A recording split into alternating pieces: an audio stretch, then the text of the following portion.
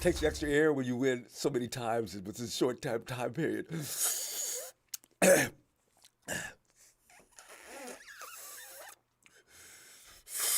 Niners!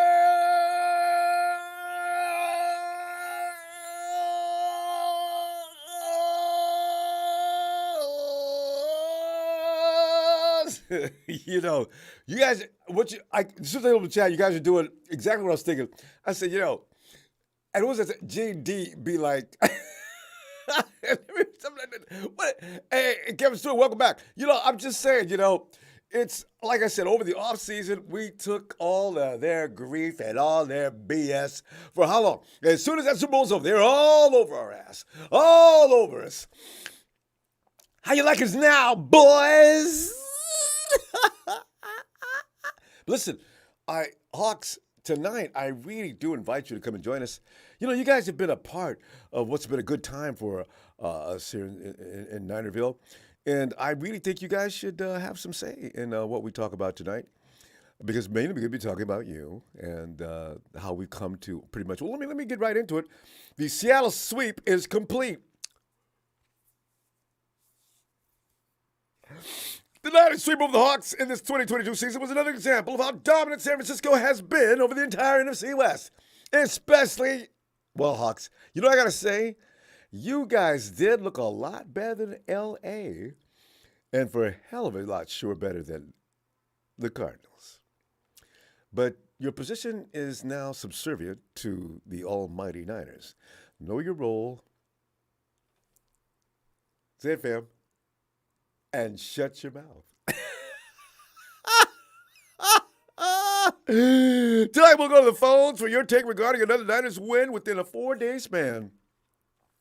Sunday, Monday, Tuesday, Wednesday, Thursday, we don't. Niners could have came back today as long as we're playing an NFC West opponent and won another game today with street clothes on, especially if it was the Rams. What does Rudy do to me on Twitter? He goes and gets a little chart, and it says the best linebackers in the NFL. And he puts out Bobby Wagner at the top of the list, and he writes down, and Fred and Dre and Guy, they come down a little below him. And he writes his caption says, "Kind of interesting, huh?"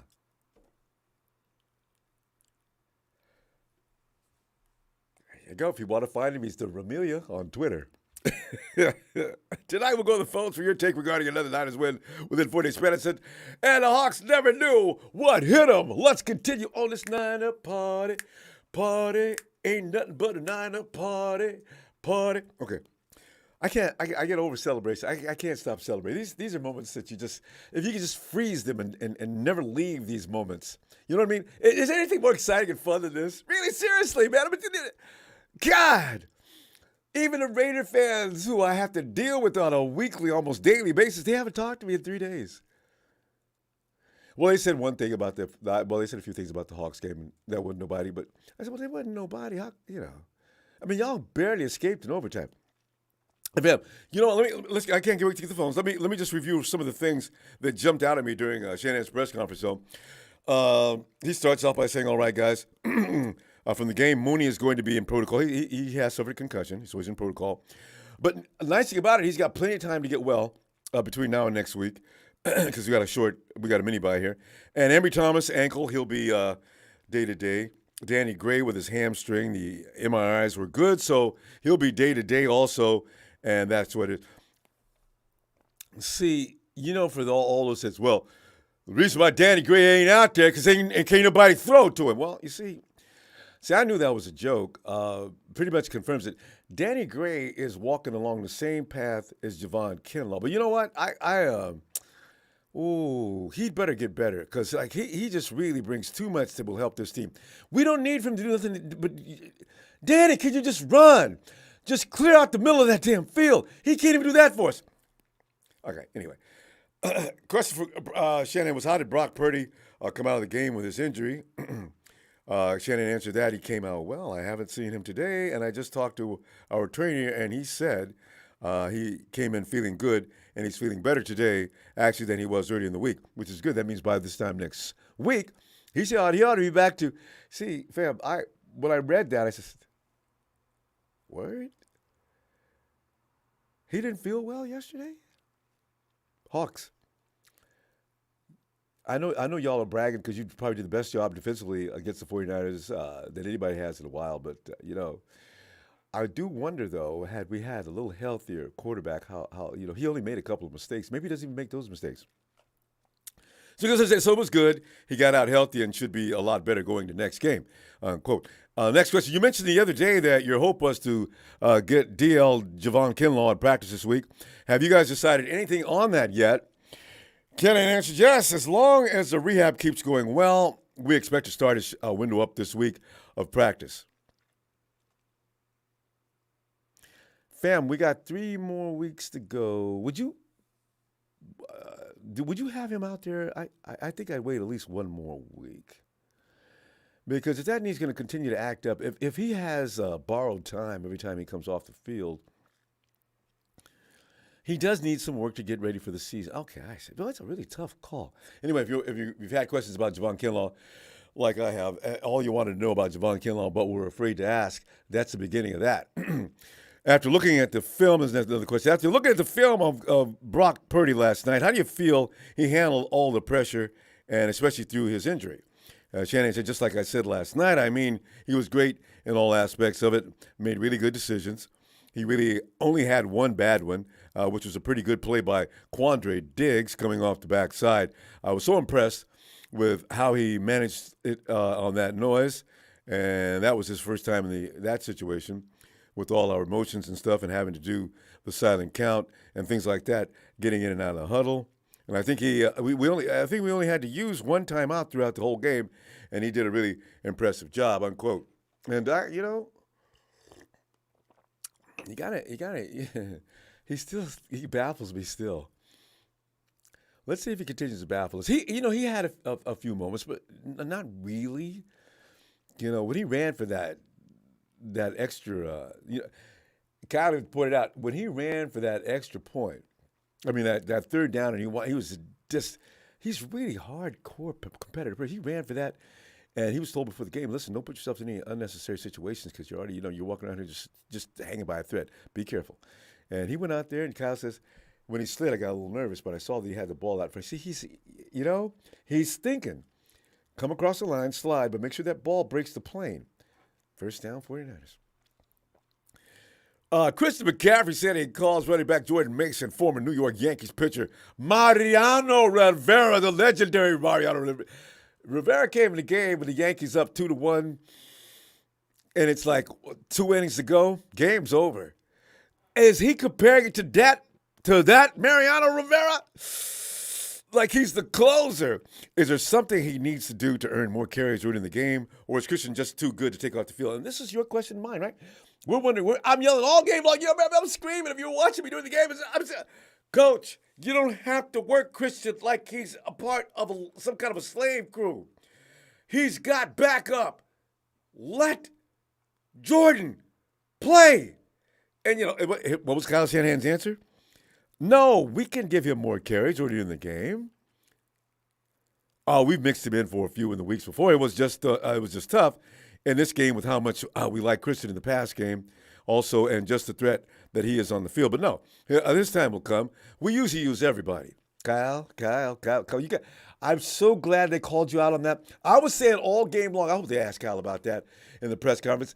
Everybody wants to know, Kyle, what are you doing? You don't have to. Jordan Mason damn near busted one to the house.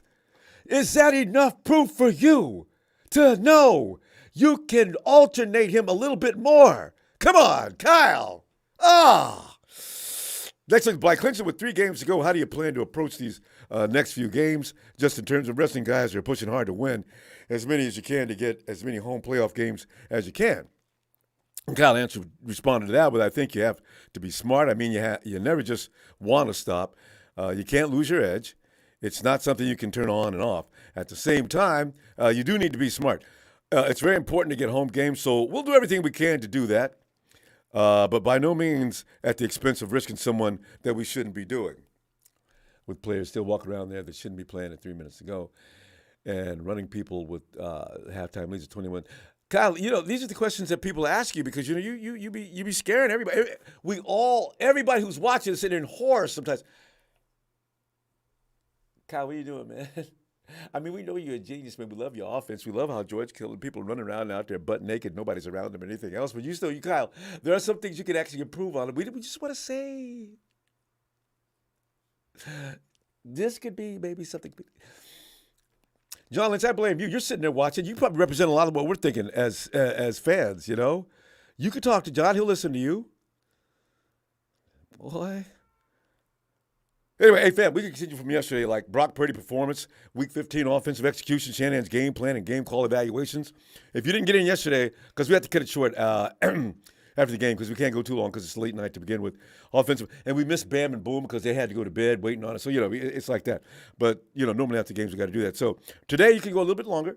Defensive standout players, game ball award performance if you still want to give that out. Hayden Barry, the TNT Slayer, he said, I had to talk about Go Niners. Brock Purdy keeps growing on me. Screw the Seahawks. Defense Player of the Year is Nicholas John Bosa. And tell that to the Cowboys too, Hayden, because everybody's still hyping.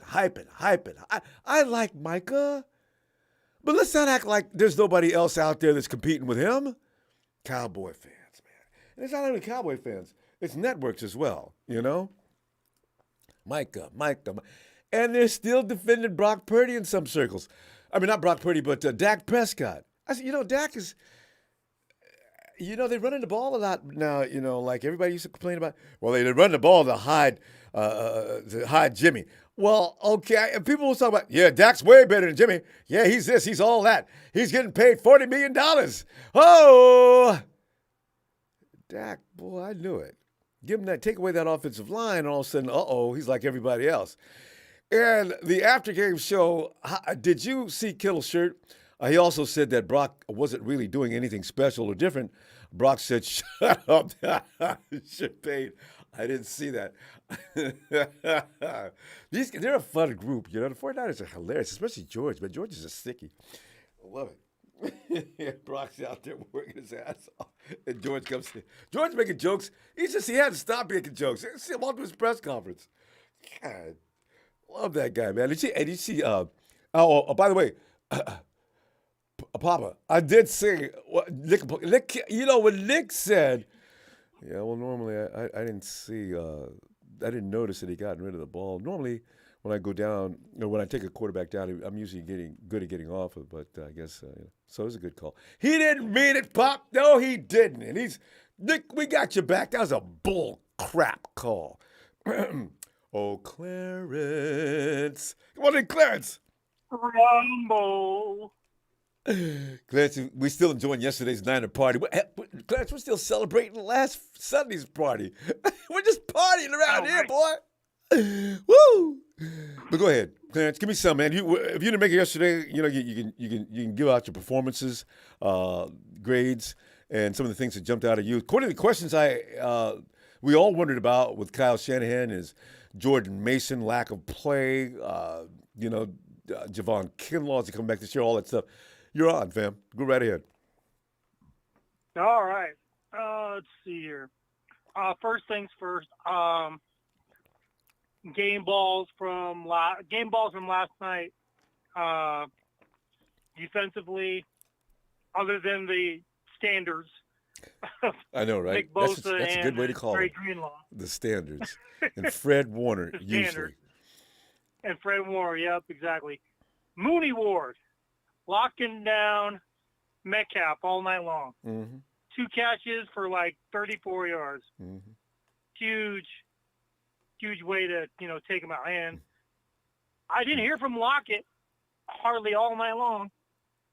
It was it's like as if the shark never left. Jimmy Ward. You gonna come out the slot today? Yep. You know I'm here, don't you? And when you go to the edge, I can handle that too. J-Dub can play every position on the field, Clarence. That's why he's the ideal defensive weapon. Oh. And then another name that we're not saying, but obviously we're not calling his name for anything bad is Demo. Demo been balling lately. Yeah. So I thought you were going to say Eric Armstead. Armstead. Yeah, but go ahead. Oh well, yeah. Well, again, he's a standard. Yeah.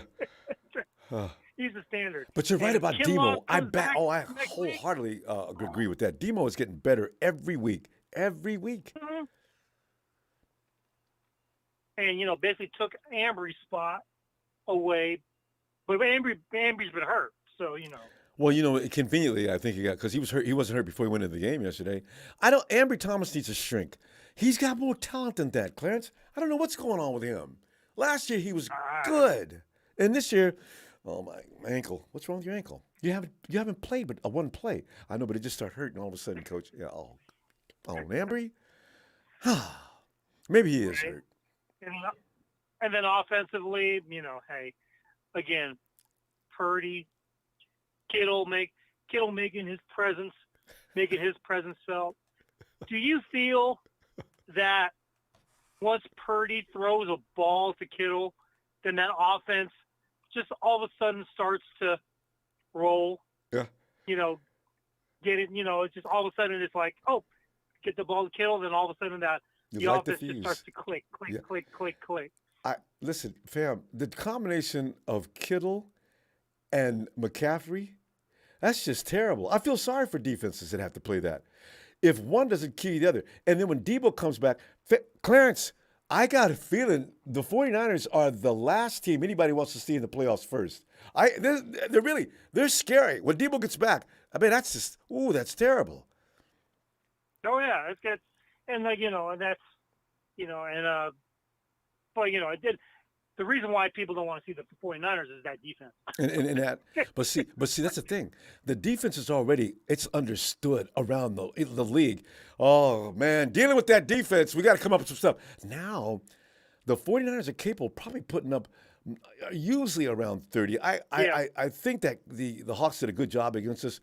But that's not. We got a hurt quarterback that's just learning to get in the rhythm of things. What if he, in another couple of weeks, gets razor sharp? Ooh, Clarence. Ooh. We only had 3 days of rest, so that's and then there's that. I forgot about that. So that's the only reason why we scored 21. We had 20. We Seven. had 28. 28. Until the ref lied. Yeah, lied. About that. And then as far as now, we got kind of a mini bye. Let's let everybody get rest, get healthy, and then at this point, if the Vikings lose, guess what? We're the 2 seed. We're immediately tied up. But you got to finish out the season. It's got to stay that way, though. Because we could do 12-4 or 13-4. We have a better conference record than they do.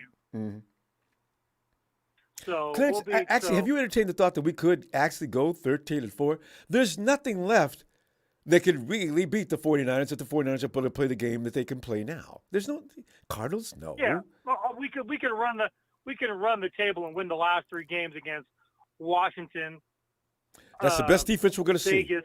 Yeah. Yeah, exactly. Next week will be the best defense, and then Vegas, and then the Cardinals. So. Minimum 2 out of 3, if not all 3. Raiders, we're coming to get you. So 1, 2, we're and then be ready for the playoffs. I know. I can't wait. What a better way to end the season by telling the Raiders good night and sleep tight, Raiders. You've been dead for a while now. We just came by to play our respects. We're just going to knock you in the dirt one more time. But now it's time for the staff to start being strategic about rest, about health, and things like that as we get ready to go into the playoffs. Since we are now guaranteed that spot. Yeah, we're number 3. We cannot fall below. We're just going for 2. Clarence, we got to pull up though, and I'll tell you what. Sir. Let's see. I maybe watch the games all day Sunday, but if I get all excited and I see the Vikings lose, and it looks like they're losing, I may come in during the middle of that game and let's talk. It's so exciting. Start rolling. Yes. Yeah. All right, fam. Yeah. If the Vikings lose this week, it's going to be again. We will have the 2 seed going into next week. Exciting. All right, Clarence. All right, I'll my man. See you this weekend. Take care. God bless you. Thanks, Be man. safe, Back sir. at you. Night. All right, And for that Fatal says, I feel since BP takes over, we kick less field. Hey, Robbie went out there. Robbie went out there one time and got rusty behind that too. For that Faithful, he hadn't kicked in a while and missed. Hayden Perry says, "Damn right, Ronbo. Nick is the best, and anybody with the right mind knows the truth." God, Micah does, but nobody's as intimidated as Nick Bosa. He makes your whole defense have to rearrange what the offense, what you're trying to do. Oh, Robert said and Robert says we need the Vikings to take an L on Saturday. Oh, that's right. They play tomorrow. I can't. What's up, Ronbo? What's up? You know me, Vader. I'm getting carried away. I'm that guy that for Christmas. I'm up at 3 o'clock in the morning, and everybody else is. What are you doing? Are we gonna open a presents now? It's 3 o'clock in the morning. I know, but that's okay. It's morning. I'm that. It's guy, morning. Yeah.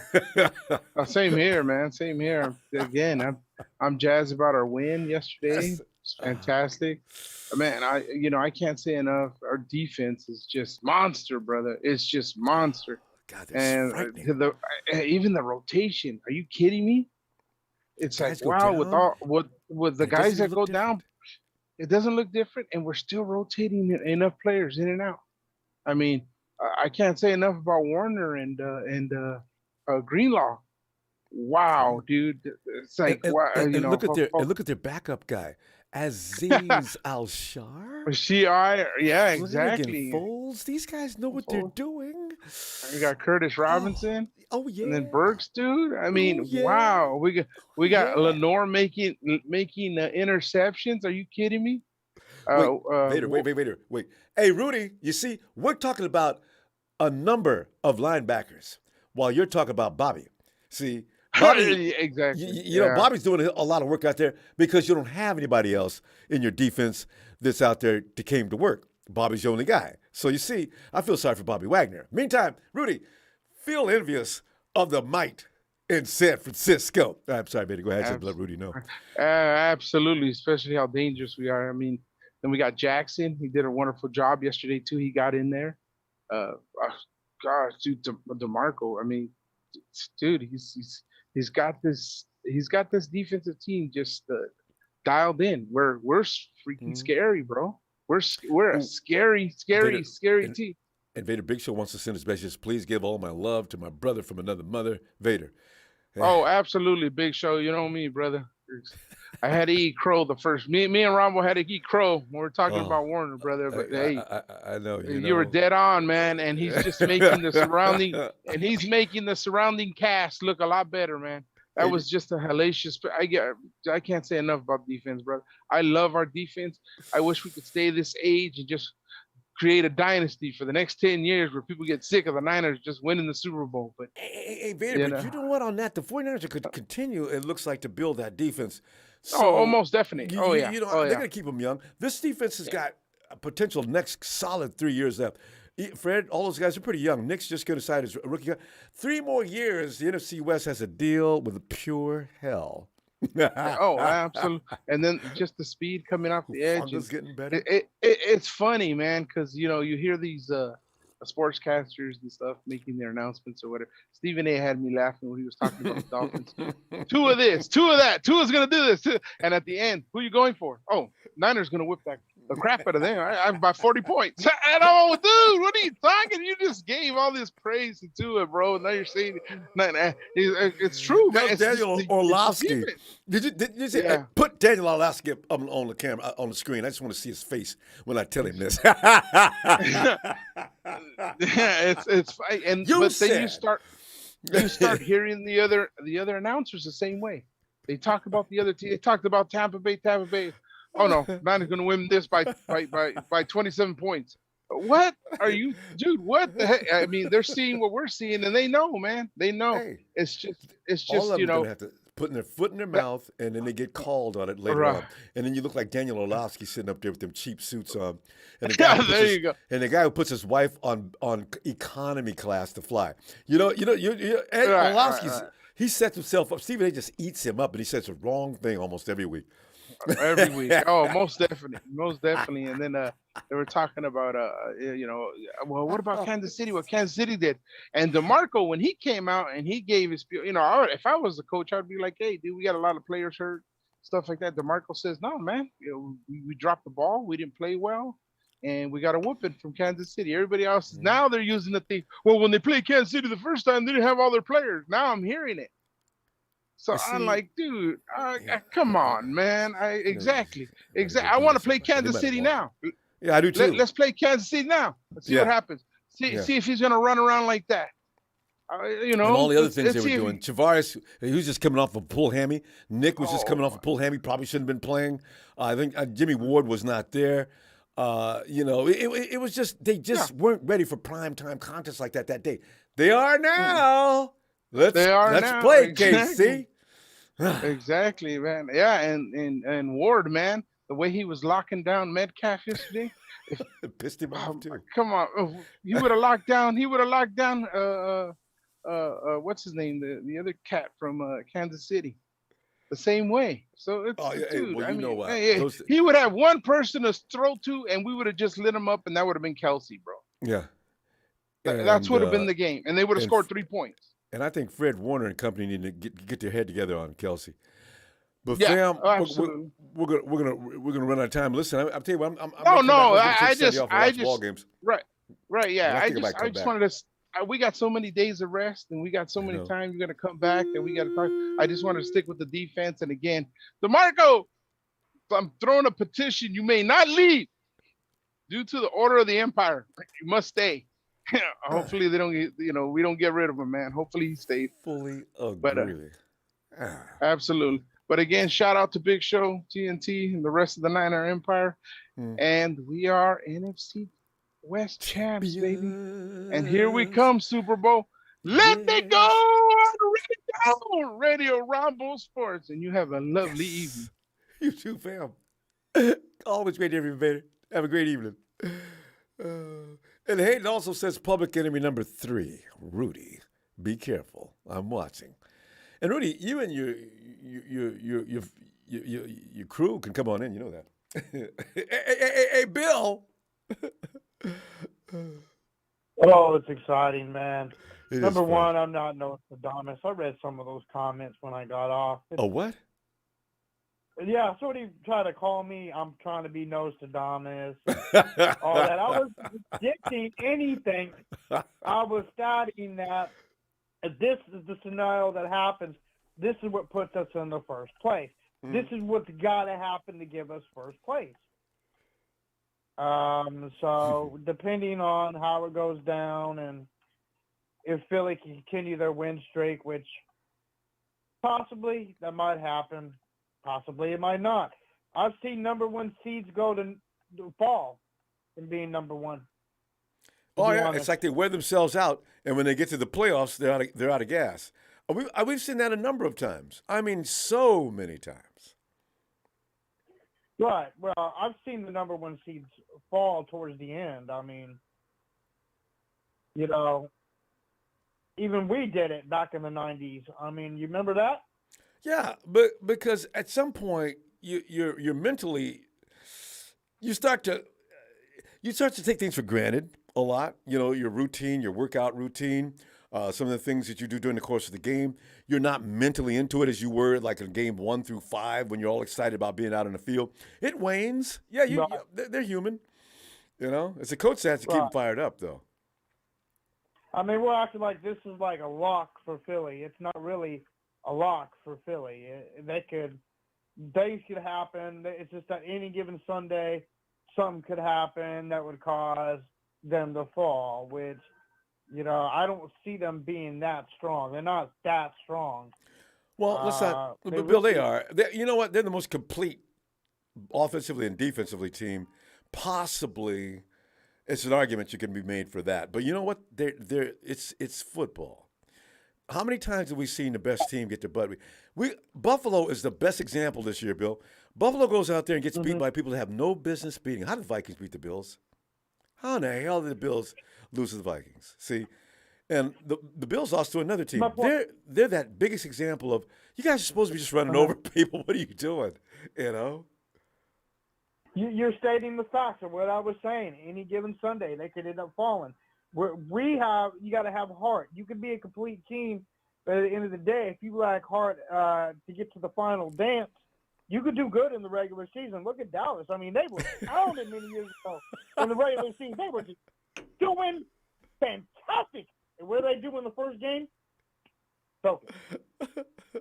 This is why I In the can't wait playoffs. to see Dallas in the playoffs and what Jerry Jones. I always can't wait. It's more exciting for me, Bill, to watch Jerry Jones in that booth running around having temper tantrums and he composes himself in the mic. Well, a lot of these players know that I expect more from them, and they've just got to play better. And he walks away, you know. Jerry, what are you really thinking? Well, I mean, God, I love watching saying that. Dallas is the team to beat. Dallas is the team to beat. I think it was a 2014, 2015. And I said, don't even worry. They're going to fall apart. And what do? They fall apart. And Philly might be the prime example. Philly has a history of doing really good in the season like Dallas and just crash. But It's character, Bill, they and you're right. got lucky to make it. It's all about character. And when it comes to that point, now it's all about character. You can be a badass team. You got all kind of talent, but character steps in. It's about that dog in the fight. You know what I mean? It's not the size of that dog. It's the size of the fight, the dog. And if you come out there, and Brock Purdy is a perfect example. The dude is intense. He's just not going to be denied. He's got a chip on his shoulder, and he's out there trying to show it. That is the perfect storm, I mean, for the 49ers to have back there right now. The kid that got disrespected in the draft is out there showing. He may be playing above his head for all we know right now. But as long as he keeps feeling like he does, that's what you're going to get. Yeah, and no one's really challenged. What challenges have they really had? I mean, we had a battle from injury, from the weather, to everything, and we've been challenged this season. What challenges have Dallas really had? What challenges have Philly really had? Vikings, they're challenging themselves. That's the only challenge they got is themselves. Yeah. So, but the Niners have been challenged throughout the whole season from the game one. And we have been fighting adversity, Injuries, everything. injury, Referees. everything. Right. So, and for the comment I read on one guy who was posting his video, I watched, who do we really play? My guy, just wait for it. We'll see your team very soon in the playoffs. Wait for it. Your team will crumble. Great. Dallas is doing good this year. I'm not scared. Wait for it. It's going to happen. Like Stephen A. Smith says, get that cigar ready, guys. It's going to happen. Bill, we might not even see them in the playoffs. This is I know, right? Be said. Bill, we got to roll. We might not even get past the wild card. And I, Raider. Actually, Hawks fans think they're going to come in and knock us out of the playoffs. I said, come on, Bill, we got to go. Before we get to joking too much here, Give me a 49er shout out. You got it. Give me a 49er shout out. Ooh, la la. I just got to say, Niners,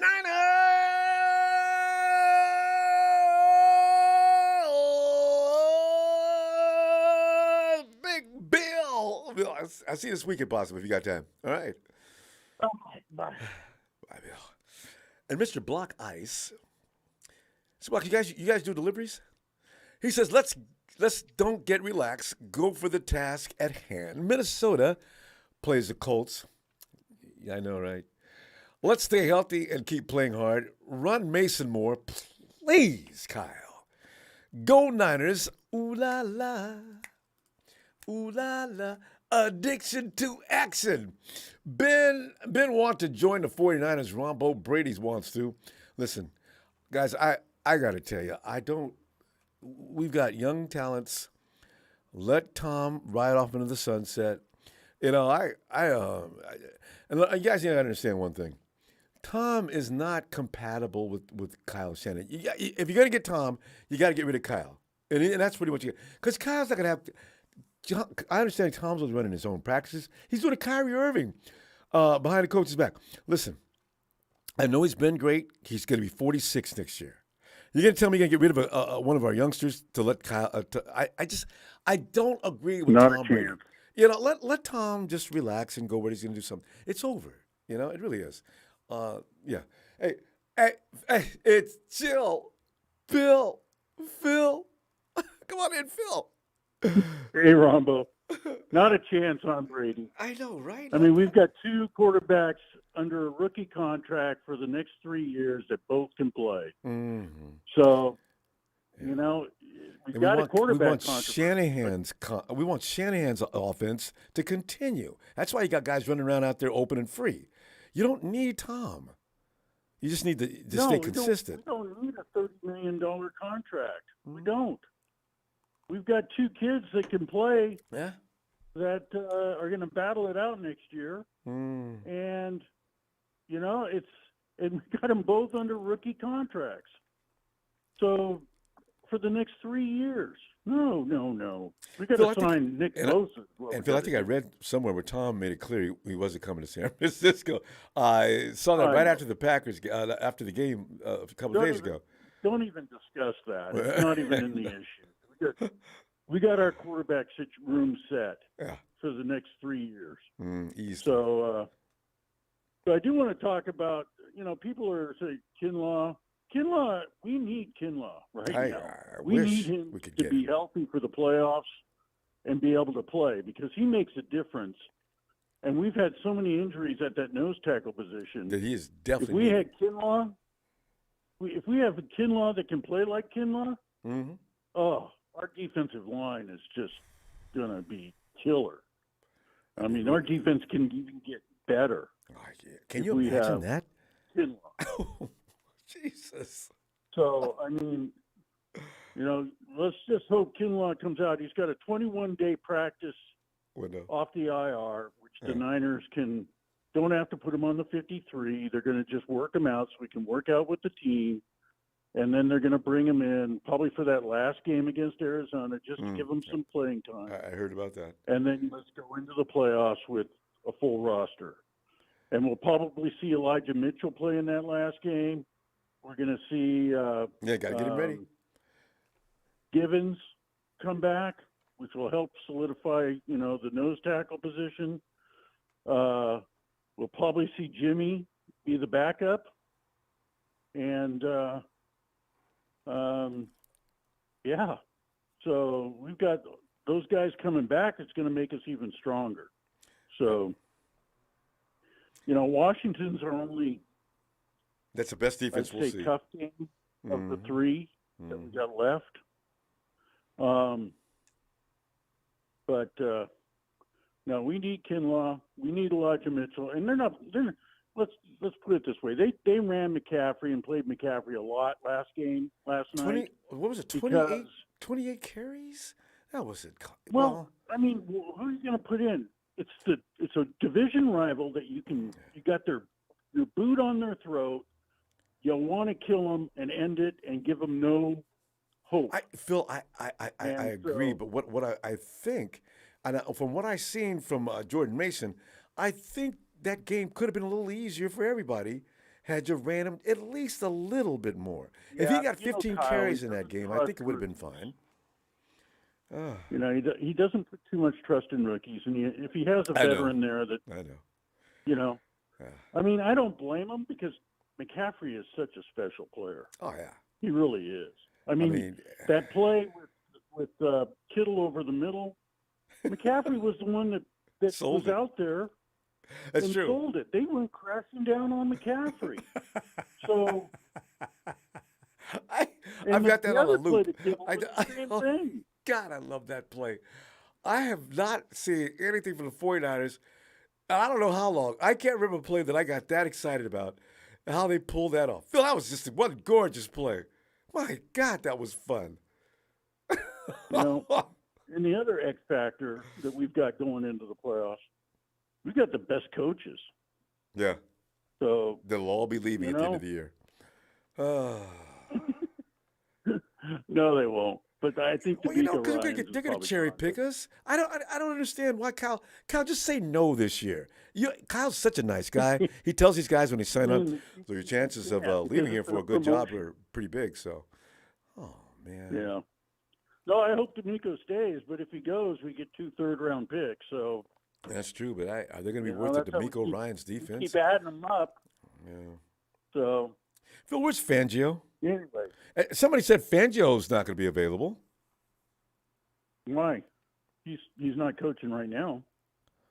Yeah, I was wondering if you heard any word about Fangio looking Well, or talking to Fangio people. likes the 3-4 versus the 4-3. Yeah. But I And don't know if he's adaptable to that. But we got to run a 4-3 because we got Bosa. We don't need a 3-4. That's our base package. Yeah. Yeah. When Bo's out there, it's more than a base package. We run it probably now more often than ever. Okay. Bosa, the guy's a stud.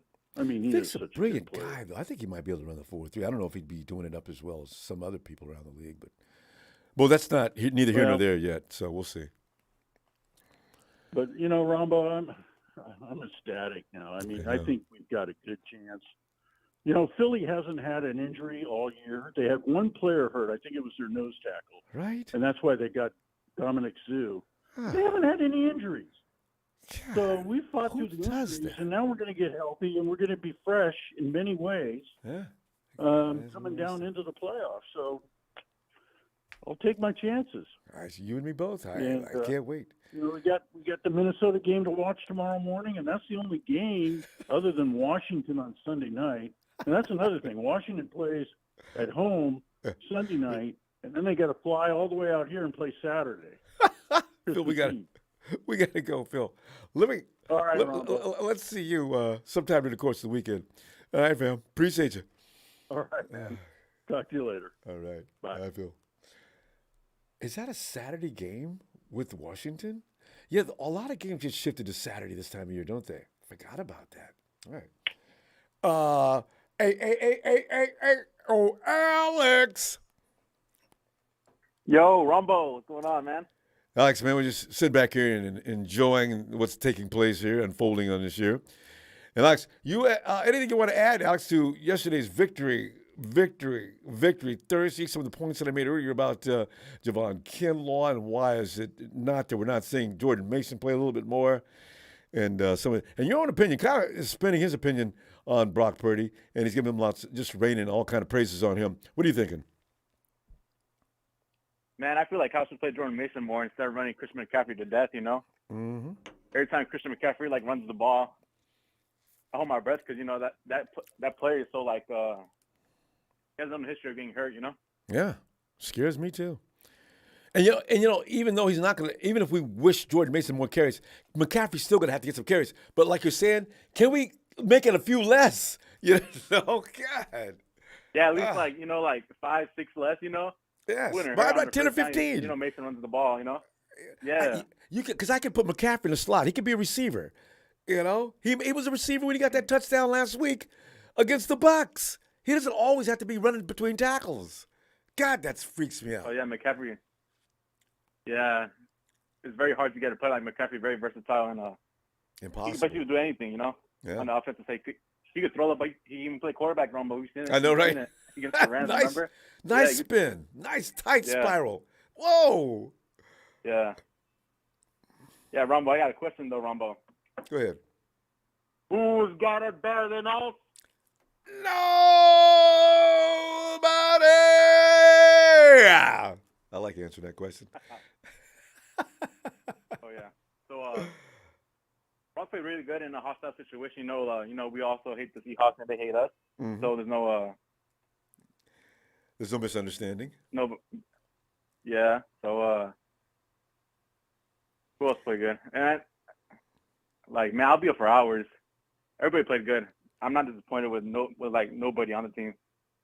No, they all brought it. And like O-line George did their Kittle job. said, D-line definitely did their job. oh my. Sorry? And the offensive line they're looking good again. They had a minute there when they were starting to fall down. In fact, Jimmy got crushed because of Mike. But you know what? They must feel bad about that. And they're looking really good. He had a little pressure yesterday, but for the most part, especially during that one play when they just played the Harlem Globetrotters on the Hawks. It just made him look stupid on that play where he pumps right toward McCaffrey. He pumps the other side of the field. There's George Kittle all alone, and they're just playing catch out there.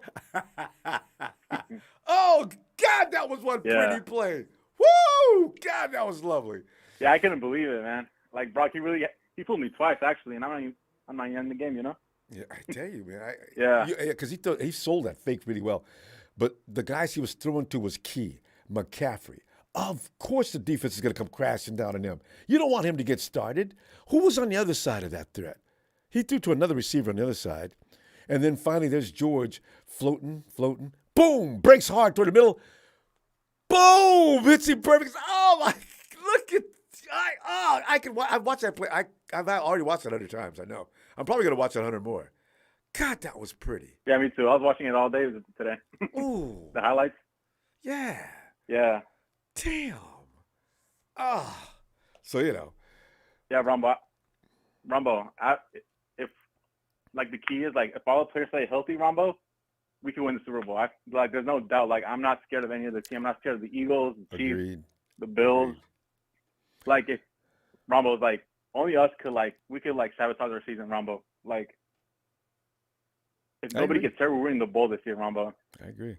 Because first of all, you know, the only reason we lost the Super Bowl last time is because we had a defensive lap last time. Everybody, it was all Jimmy's fault. But actually, we had the lead. When you have a lead, it can't all be on the quarterback, right? So we lost that game defensively in the last few minutes of that game. This defense here, they will not be losing no games with a lead in the last few minutes because they don't give up nothing in the second half. They are just ridiculously good. So, you know, we go to the Super Bowl. You're right, Alex. If it's the Bills, the Chiefs, the Bengals, if it's a lead going in the second half, they can just kiss their chances goodbye. Ooh. Yeah. So what's the news on Kinlaw?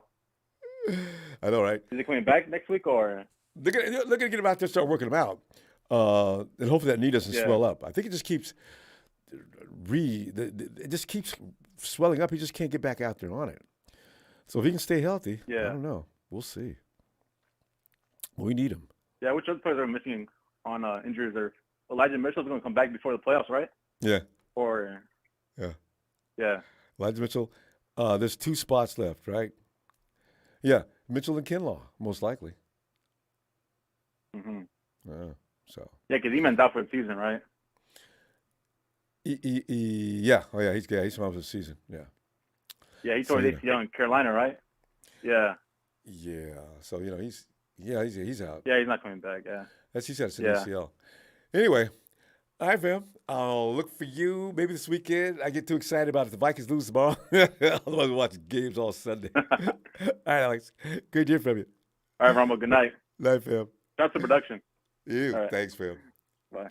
Yeah. You know, Young Montana, I'm sorry. That's a flawed concept just for you as a hater to continue to push. Why are they not getting tired in the fourth quarter now, Young Montana?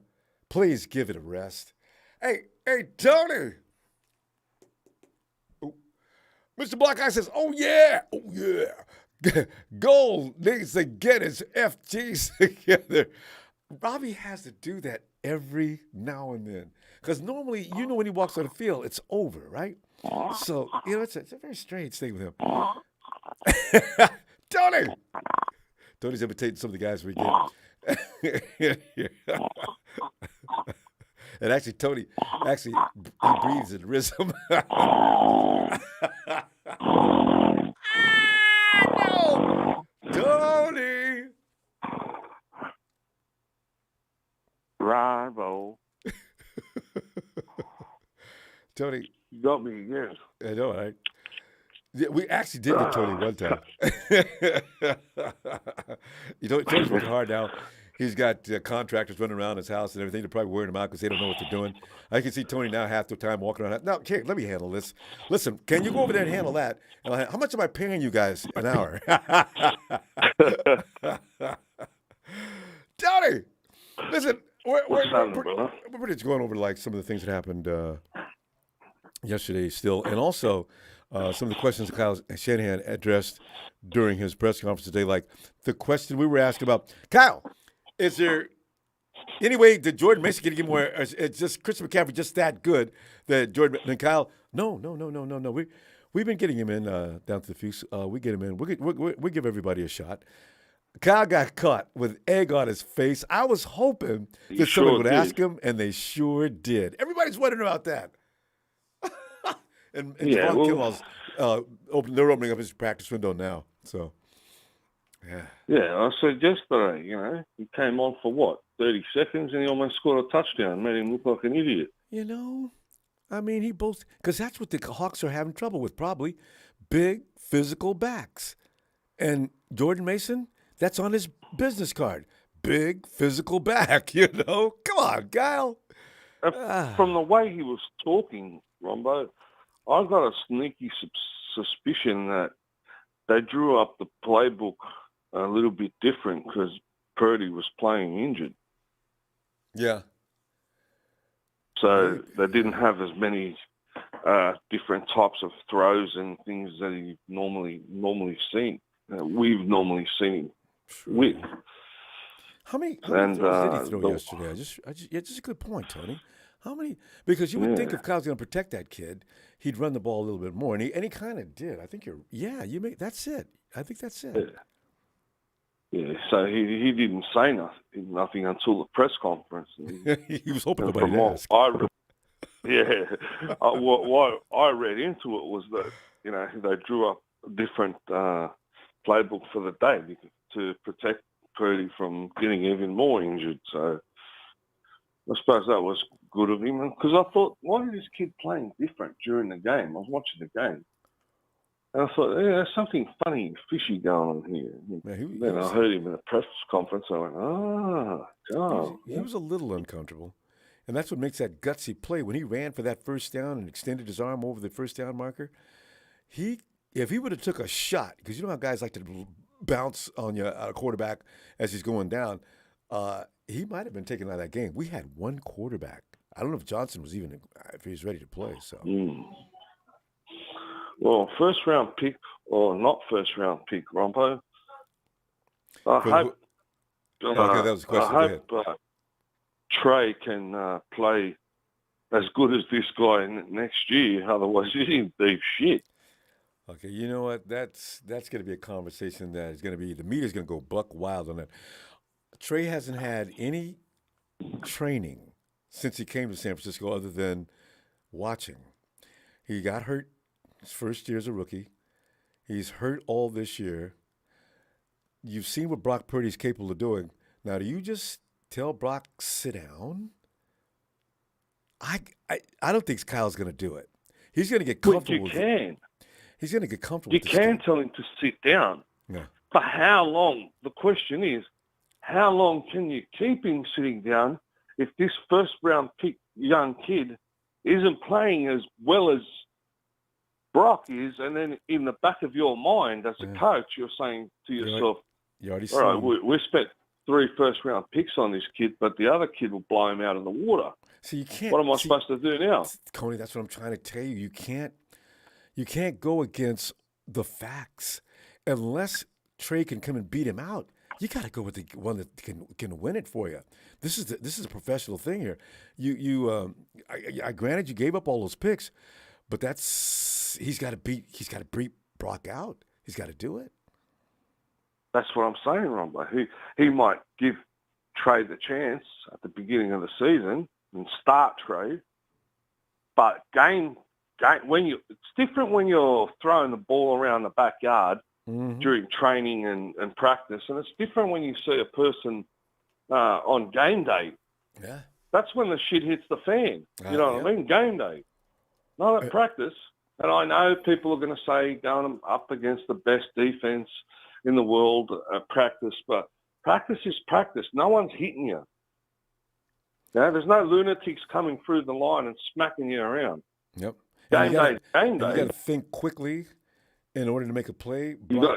Purdy does that. Really quickly. Well. Yeah. Purdy does that. He's got that head on him that can process really quick. And that And goes you know yourself, we've seen Trey hanging on to the ball a little bit too long for my liking. Because the league is moving fast for him. Because 4 years versus 1 year of college football, it's a huge difference. Huge.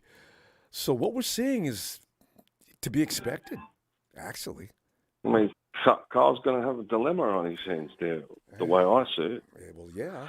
But the other thing is, I think we still have to be careful. We've got, 5 weeks to go?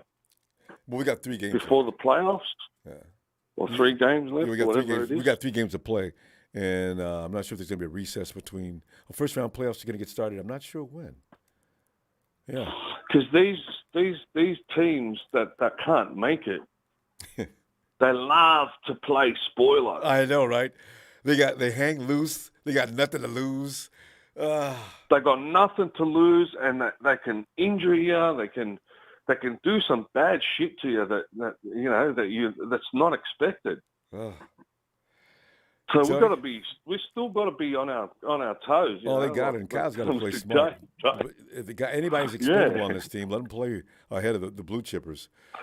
Anyway, Tony, it's fun, man. I'm telling you, man. That's why time goes by so quickly. I'm going to see you sometime during the course of the weekend. If the Vikings lose, I'm definitely going to see you Sunday, so we can laugh it up. Victory, 3 days, 3 victories in a row. We're tied for second. Hey, Tony, if the Vikings lose this tomorrow, that means we are number 2 seed by virtue of conference record. Tony, I'll see you this weekend. I'll take it. Right. I'll take it. Shout out to everyone, and see you in the next chapter, brother. Looking forward, Tony. Cheers. Cheers, mate. That's Tony. I love talking to you. Hey, Hayden, come on in, Hayden. Hey, Ronbo. Hayden. Hey. Ronbo. Hayden, I'm listening. Oh. Can you hear me? Yeah. Okay. You never know. Hey, let it all Sometimes out. Hayden. It'll here. Okay. Okay. So first of all, remember 2 years ago when the Niners lost to the Dolphins by like 40 points, and then the week after that, everyone was picking the Rams. Yeah. And then we beat them by 26-14, and then Rudy was saying, "Oh yeah, well it'll be a good game." And then I remember after the fact how he had a little tantrum. Hey, didn't Jimmy come back just in time for the Rams that year? Yeah. No, I remember that, yeah. We just lost to the Dolphins. And Jimmy came back to play the team he owns. And Rudy, and remember how refresh he, my memory on that again. At you, and then remember how he screamed at you, and oh God, the ref. So I don't forget stuff like that. So when he tries to come in here, it's like, dude, we own your team. Ronbo, what's our record against the Rams? Exactly. So I don't talk about the Rams. They got the one that counted. Cool. You won a Super Bowl. Cool. You won a Super Bowl. Now your team is going to be terrible for the next 20 years. You don't need any picks. Okay. Now what are you going to do for trading? You can't trade picks for superstars. What are you going to do now? See, I told you when your team was doing that. Well, the Rams, we don't play for regular season wins. We go for the gold. Okay. Okay. All right.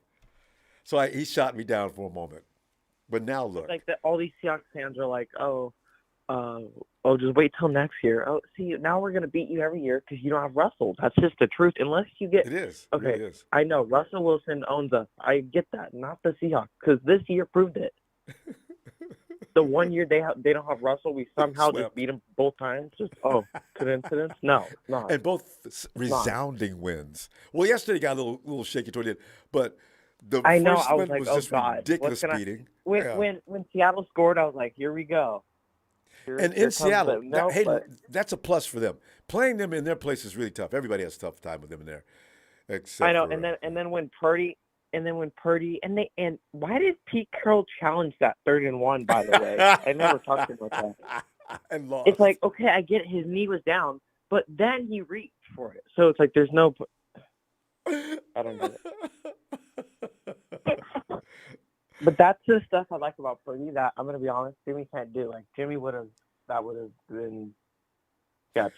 Well, it would have been okay. What people are misunderstanding though, Jimmy would have beat the Hawks. He would have won the same games. No. I'm not saying he wouldn't have. No, I mean as far as I'm their not style. saying that. Okay, what are you saying? No, I'm just saying like that, like the style. I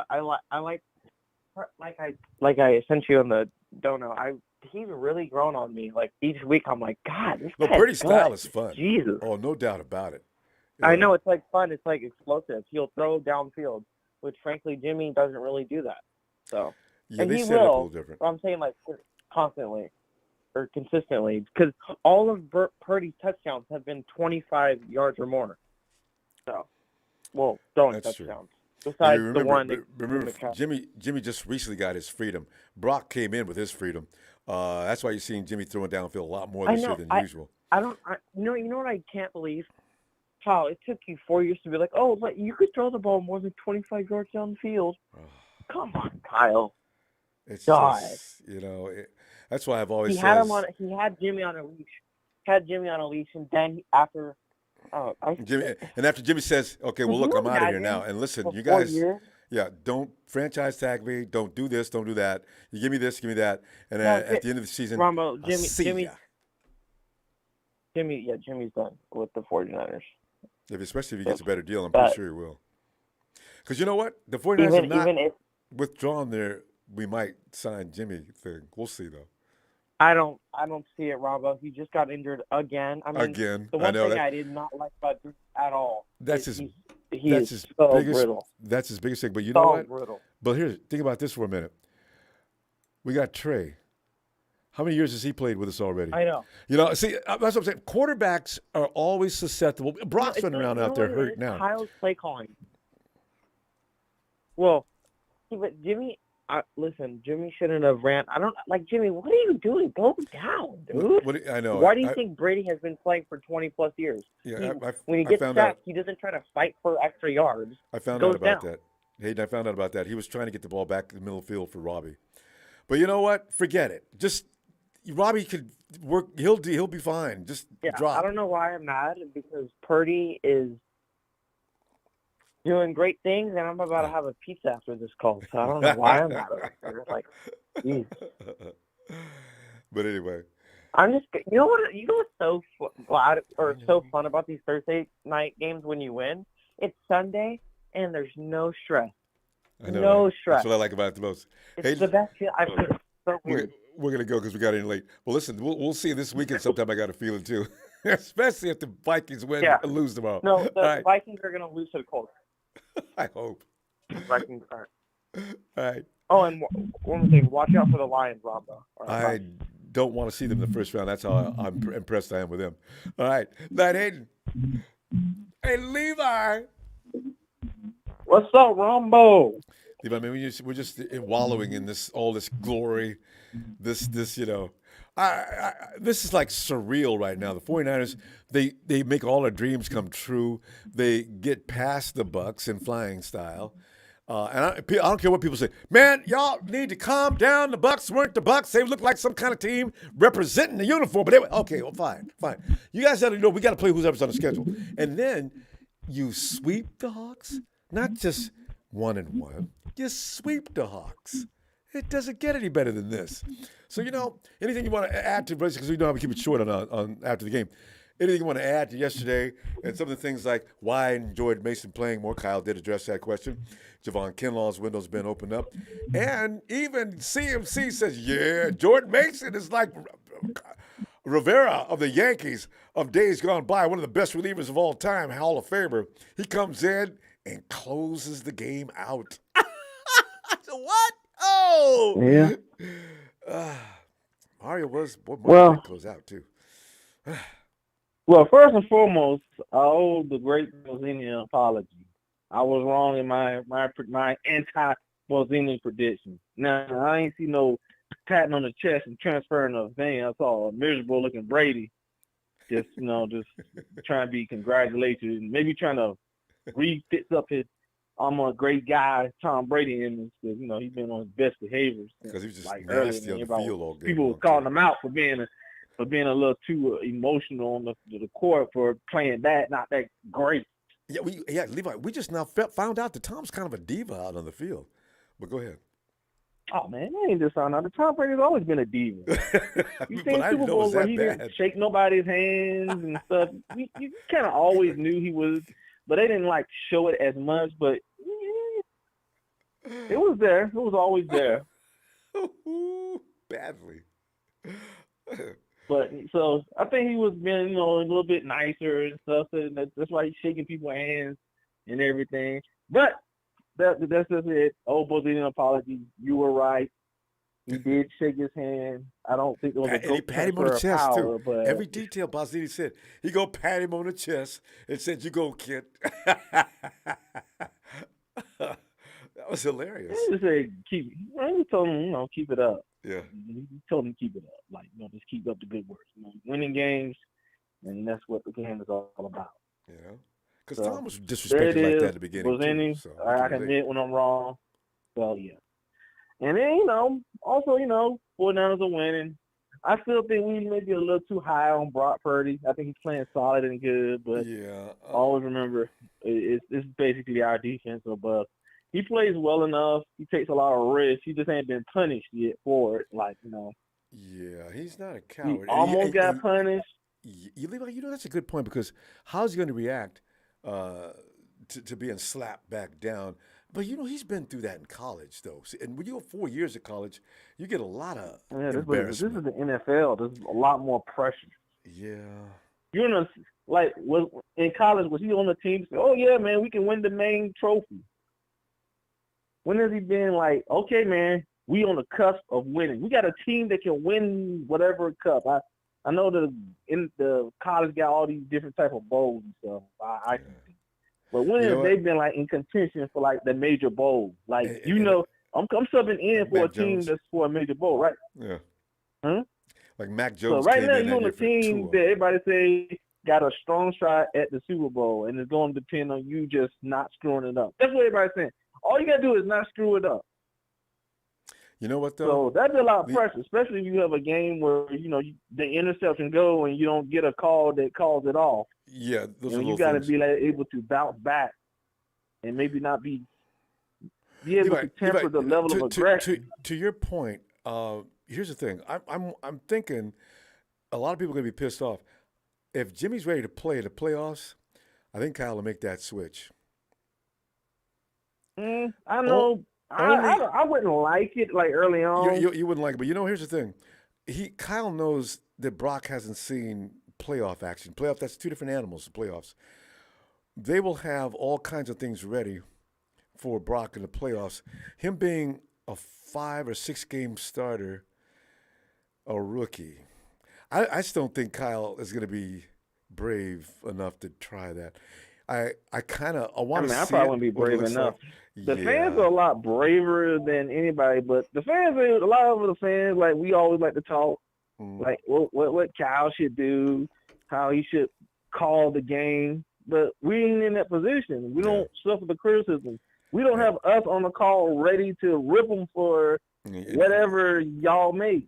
You call us on the coach, and guess what? We're going to be talking junk about you. We're going to be saying, dude, well, you should be doing this. We're going to be telling you how to do your job. And you're going to look at us like, almost wish we're a Super Bowl viable team. Why are you criticizing me this harshly? Yeah, because the thing is, Jimmy's seen everything that Brock has never seen before. And when they come to playoffs, they're going to come hard. Jimmy will be able to, because remember, Jimmy's playing great football before he went down. I got a feeling that's why they're waiting. He's finally primed to have a good playoff. I think he was primed to finally have a great playoff run. Where he actually looked good along with the rest of the team. He probably has the same amount of yards. Where he won't dip and look. He's part of that group that wants to win the Super Bowl. Wins don't look as impressive. But he's part of that group that went down the first time. And if you bring all that band back, oh my God! That's 49ers can't wait to get to the Super Bowl. If they get there, whoever's playing, they're dead.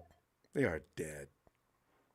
Well, this is the thing. I know we got two things. I know we got a good thing. Brock Purdy either makes it to the Super Bowl, which I don't really think that's likely.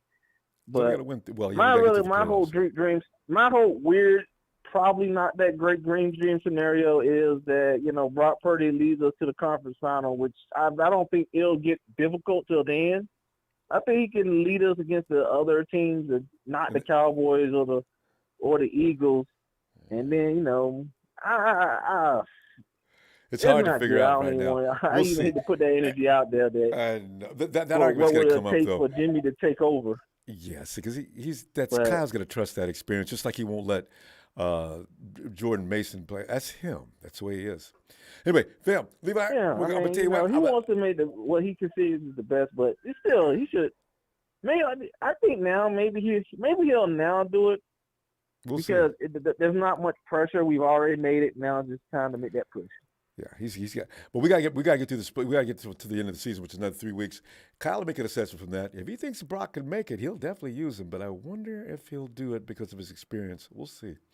Anyway, Levi, let me. Well, his numbers ain't looking all that great. So I mean, maybe if his numbers get a lot better, and maybe Kyle be more confident. But he just kind of managing the game, making plays. How? Yeah, but, okay, Levi, we really got to go. Levi, he's only looking. Okay, Howard. But roof. Come on in, Howard. Okay, you guys are having a very interesting conversation. Go jump on in there. And anything else you want to add? It's Victory Friday. Go ahead, fam. Yeah, I'm gonna have to disagree. I don't think Kyle would do that. I don't think he would put Jimmy back in, especially if Brock is playing well. And here's why. If Kyle knows better, this whole fan base will turn against him if they lose or not win the Super Bowl. He will get so crucified. Howard, one thing. Since when does Kyle Shanahan give a care about what the fans think? Bro, I'm telling you right now, you think he don't? He will. He doesn't. Kyle's done too many things in the past. He's done too many things in the past. Bro, let me.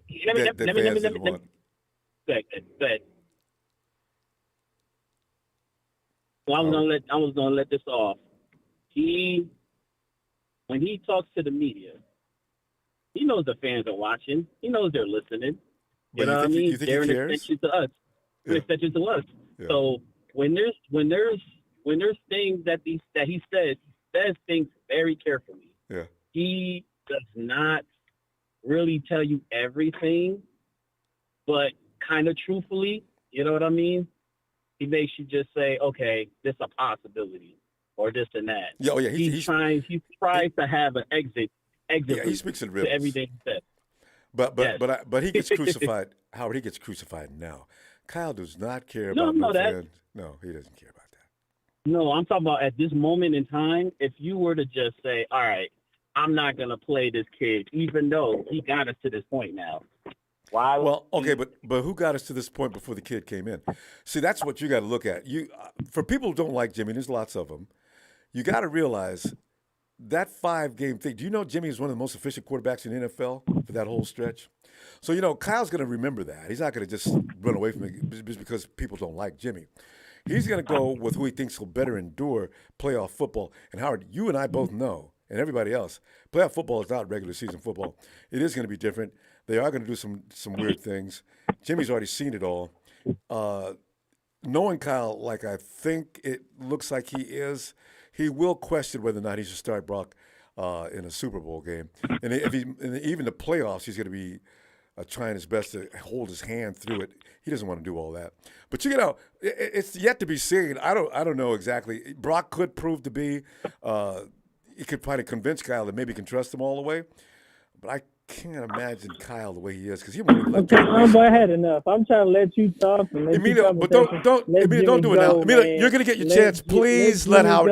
Emilio, I know you're another guy who thinks Jimmy sucks. Just wait, Emilio. Okay, hold on, Emilio. Howard, go finish up because this is gonna be controversial. I thought we were gonna wait till later. But it's going to be the Jimmy fans versus the non-Jimmy fans. It's going to be because people think Jimmy still sucks. They still think he's the same guy as he was injured last year. I get that, but I'm just saying. It's not. Yeah. It's not even that. It's all about momentum. It's all about rhythm. If you're going to bring a guy who's been injured, been inactive for so long, like Jimmy has, he's not going to play well, and there's history behind it. Now look at it. Remember when he came back from his injury 2020 against the Dolphins? He played like shit. Well, that was a high ankle sprain, as I remember. Hold on. All right. When he came back again last year, he didn't play too well either. In the Colts game, he came back from the injury. He did not play well, and he had a whole week off to rest and to prepare for the next game. He didn't play well, so there goes that. Like he's just, it's not Jimmy's fault. It's just he Injuries hasn't been playing for a while now. You know what I'm saying? Why would you take the team out of rhythm and just put the guy in just because he has more experience in the playoffs? No. I'm just all I'm saying is, to be honest, the last 5 games where he got hurt, Jimmy Garoppolo was playing great football. Now, I know some people don't want to admit it, but he was.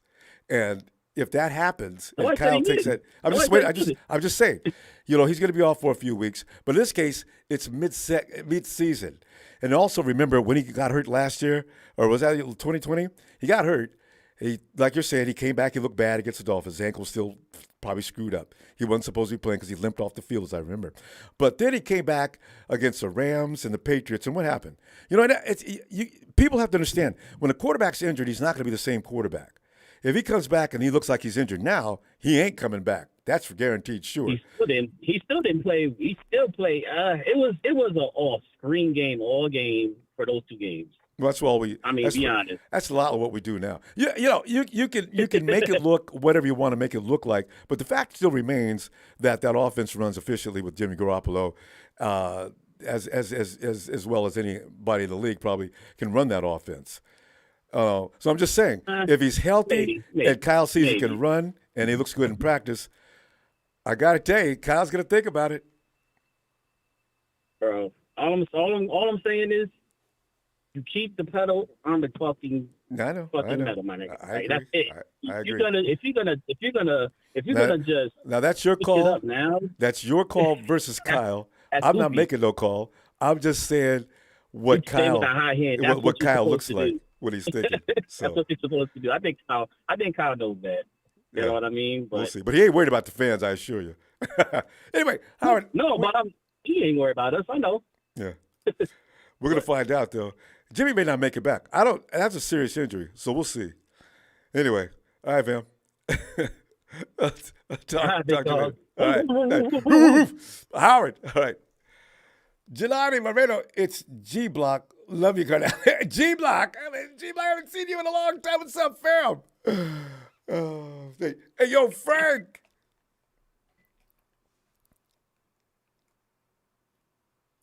Frank, we caught him in the middle of a fish sandwich, and he's chewing. He can't.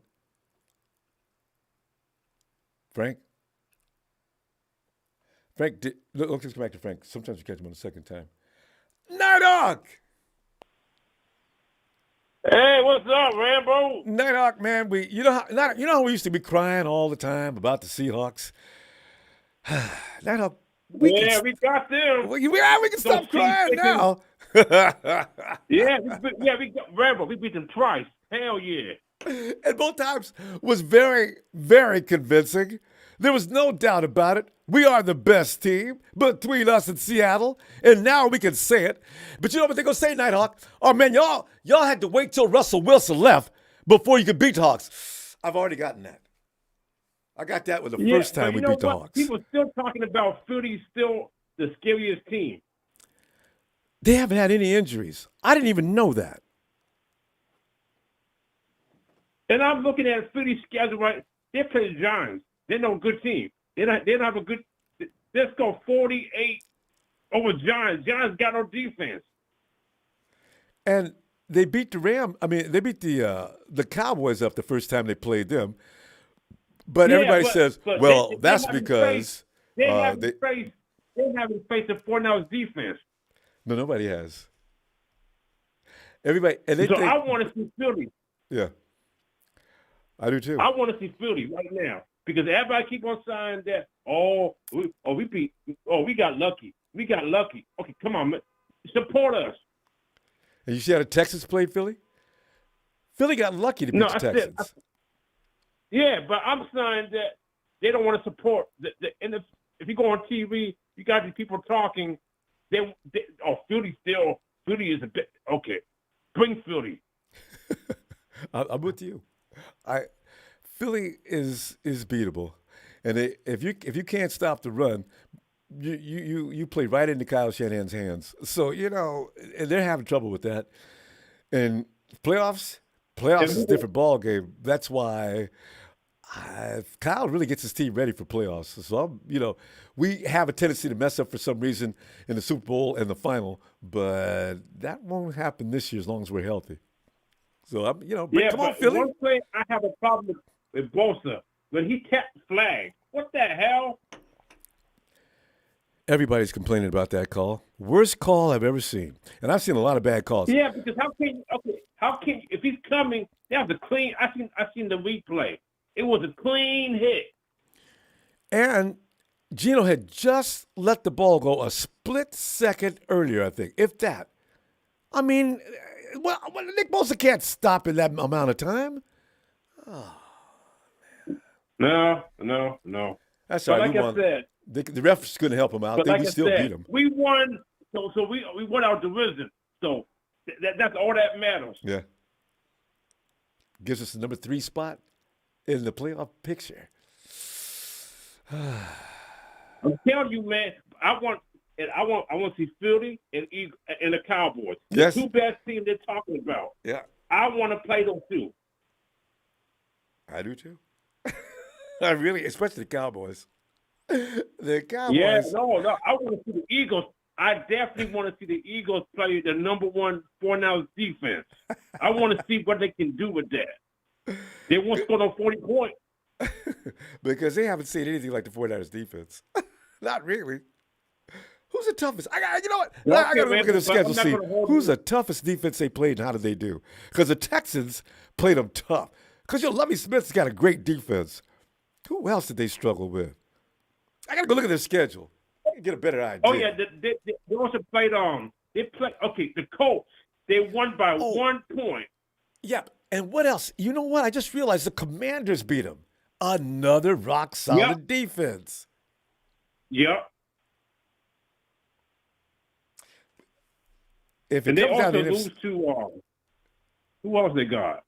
They had somebody. Yeah, they beat the Detroit 38-35. Oh, see, that's why. If Detroit had a defense, because they got an offense, if they had a defense, they'd be dangerous. They really would. That's why I said, you know what? I don't really care to play the Lions in the first round. Hopefully the Cowboys or the Eagles or somebody has to put up with them. If they sneak in through the back door, I think that is. Yeah, but all that matters, we are in the playoffs. Yeah baby. We got this. Okay, now I'm not going to hold you up on Rambo. Because I got to go to the next call. All right. But can you give me a shout out? You know I can.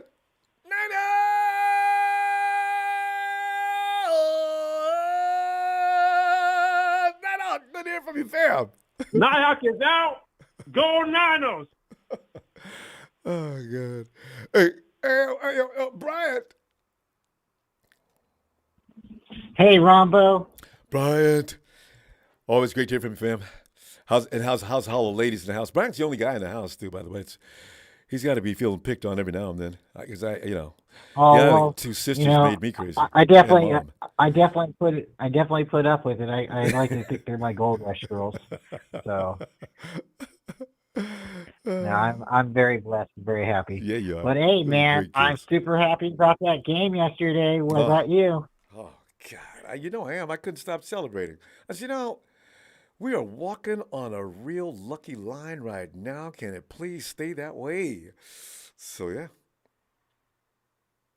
Yeah, I think beating Seattle that took a little bit of that took the monkey off of this team's back, didn't it? It did, Brian. I kept talking. I kept yelling at you during the game, Brian. You see, remember we were in trouble there for a minute, Brian. See what I'm saying? This is what I'm talking about. People don't listen to us when I say weird things happen in Seattle. Some of the worst calls of call history have been made today. And I went on, because I was getting scared. I thought, I don't want to lose this. We're right there. We got a touchdown call back. It's supposed to be 28, and we got 21. And Jesus, here come the Hawks. And behind that call, oh, come on, ref. I'm losing it, right? Because we've seen that how many times? God. I hate The whole playing penalty with Bosa, I guess it's because he went over the top, and like coming down on the quarterback or something like that. And that's So what it's Nick all said. in the I usually am wordage of good how at. he was hitting him. Yeah. That's just oh man. But if you look at it, it's like a hit, boom, boom, it was that quick. He almost had him with the ball in his hand, so I know. I don't So know. there's But no if he would time have for had him him with to the ball in import. his hand, Yeah. if he would have sacked him with the ball in his hand, would it still been a roughing the passer play because he was coming down on top of him like that? How much time would you say was between the time Nick grabbed him and he got rid of the ball? Was that a split second? Oh man, it was like it was right there. It was you snap your finger. That was the difference. There should be a ref should be able to count at least 1.5 seconds at least. You can't call a simultaneous hit with the ball coming out at the same time. You can't call that. Oh. I think there should be some way like penalty calls can be like challenged, or where the referee's like, okay, this is what we've seen, but we need to take a closer look, and then they pull like a tablet out on the field or something, and then they can look at it, like all four of them be like, yeah, let's give them a penalty, or no, that was something different, but yeah, that was a bad call. Nick's such a cool guy. Lucky, he said, well, maybe. Yeah. It was a good call. When he does that, he's not serious. That was a good call, I guess. Well, he can't. Nick, I know what you mean. He can't really win. He can't really win or lose. He's not going to really be able to say how he really wants to feel. Everybody knows he's gotten robbed for the comeback player of the player of the year, and then just there's been because of his political stance. And I don't really care what his political stance is. He's one of the best players on the field. Right? He should get the nomination. He should get the award. But he doesn't. Yeah, he doesn't. I don't know. He's a great player.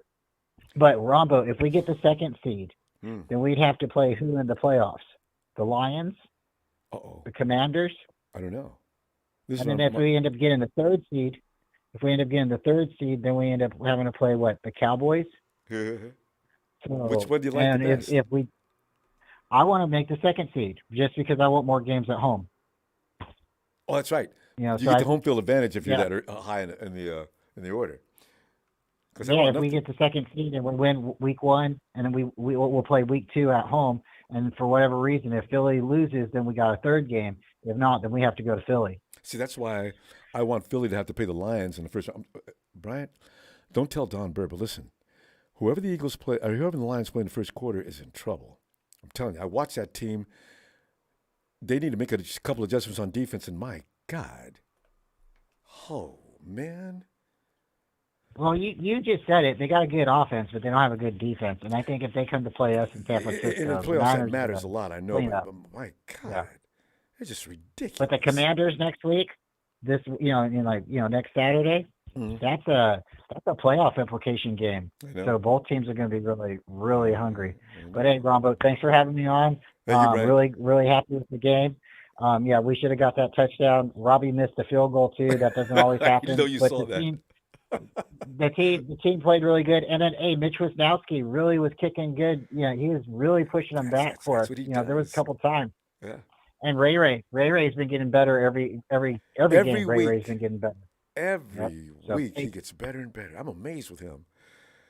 All right, thanks, Ronbo. You have a great night. Stay faithful, everybody. Thanks, man. And I'll check you out next time. Looking forward to Niners. it. Night. There goes Bryant. Ellis.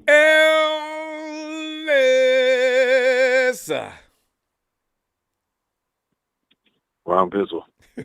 Ellis. Wait, let me say to Gennady Moreno. Hey, fam, thanks. It's our time. Let's run it, big homie. Got it. Ellis, go ahead. Yeah, man, I wanted to do like a giveaway, like a charity giveaway, to some of the Rams fans. I got a lot of brooms. I got a lot of brooms donated in the last couple of days. So I was thinking, we could find a way to get together and we can just start handing out brooms, Five of them. since we swept they goofy asses. as well as the Seahawks, of course. So I thought we could make it like a, we could get a 2-for-1. You know what I mean? We could incorporate the Seahawks in their fan base, and we could just donate them some brooms, so they can start. They can collect and see what that looks like. Just got to beat the Cardinals. Yeah. I hope the 49ers work hard to win that game, but it's the last game. They might say, let's just go ahead and play the best we can, guys. Nobody gets hurt today, okay? And I'll pick your foot off the gas right there, right? They got to beat the Cardinals, though. I want this full sweep. Yeah, we got to do that. I mean, if I had to, it's hard because I want to beat the Commanders and I want to beat the Cardinals, and I definitely don't want to lose to the Raiders. But if I had to pick, I mean, that's what I'm saying. It's the bragging rights thing with the Raiders, but for us to clean up the rest of the NFC, get the Commanders out of there, and get the Cardinals out of there so we can get a clean sweep, especially in our division. But as a whole, it would be nice. I know we didn't win all of the NFC games, but we've won all of them in the last, 3 however weeks. many. So yeah, So what was it? Okay, Miami, Tampa Bay, and yesterday. Those aren't in our division. Who did we beat before? Well, I don't mean. I mean NFC. I mean NFC. Period. Oh yeah, I was just thinking about just meaning the non-conference NFC. games. Period as a whole. Because I know you've heard it. Yeah. Y'all can't beat nobody, but the teams in conference. I was like, that's not fair. The schedule is what it is. But yeah. Yeah. Right. Damn, he just fell off his bike kind of hard. Hopefully he's all right. Anyway. Are you watching somebody go down? There's nothing. As long as the person gets up, I can't help. I can't fight but laugh. I know that hurt. He got up though. He got up though. He had jeans and a hoodie on, so I think he kind of may have found a way to broke his fall. He's kind of a big guy. Anyway, I just seen that right in front of me, so I was kind of like, damn. I wish you'd been filming. I love that stuff. Yeah, man.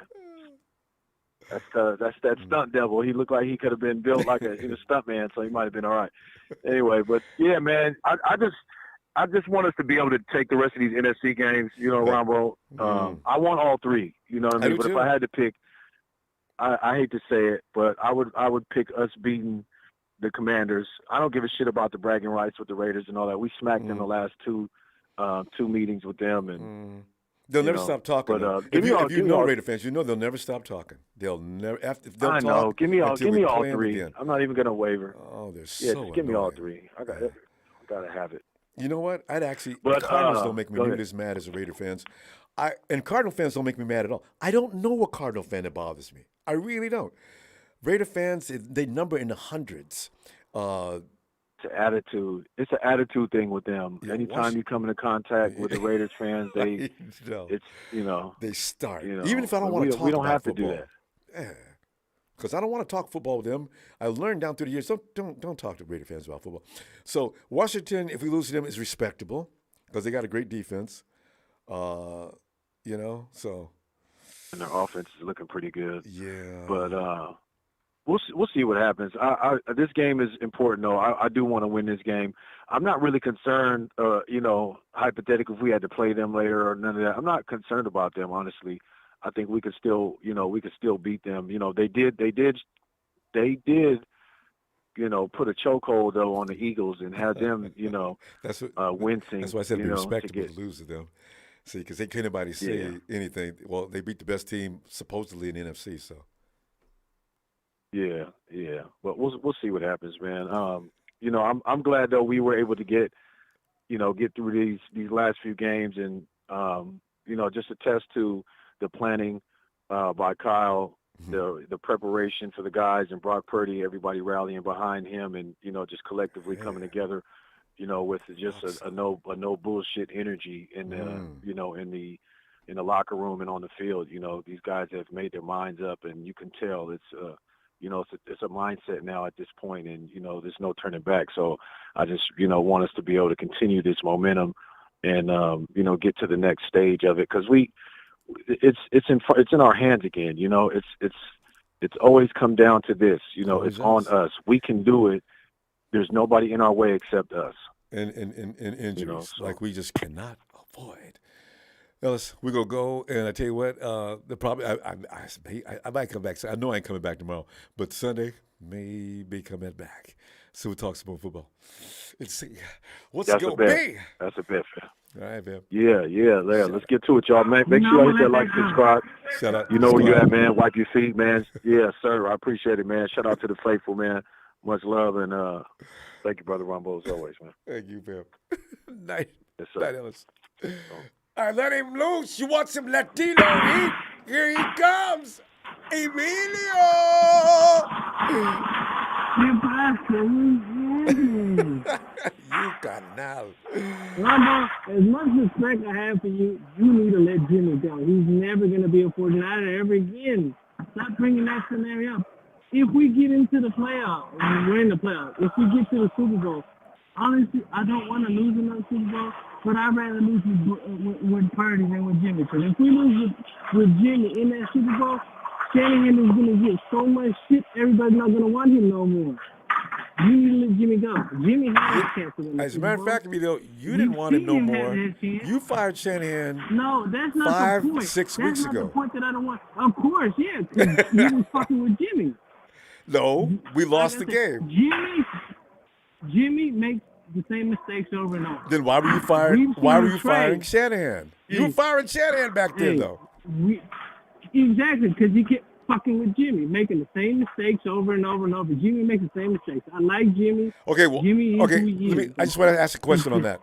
Why did we all of a sudden start winning? Was he making the same mistakes all over and over again then? See, that's why I'm saying, this is why when you guys start on Jimmy, you can go on and on with every time he makes a mistake. But if he wins, y'all ain't got nothing to say. No, I'm telling you, he was making the same mistakes. Because And some of those winning. interceptions he made, just like Brock Purdy Jimmy got has lucky off 4 some mistakes he made. interceptions. Okay. 4 I'm trying to tell interceptions, you, Emilio. The same mistakes that Brock Purdy made. 4 Jimmy Imagine interceptions. the fucking up thing every is- play and still winning. Emilio, Catching doves. 4 Crazy. interceptions. And everybody, all you talk about is the interceptions. I'm trying to tell you, you keep going back to I said Jimmy makes Well, the same but don't mistakes bring and up that mistakes argument. over- Bring me something fresh. But the interception thing is dead. What is there fresh? He makes the same mistakes. He Like doesn't what? change his Name mistakes. one. Name them. He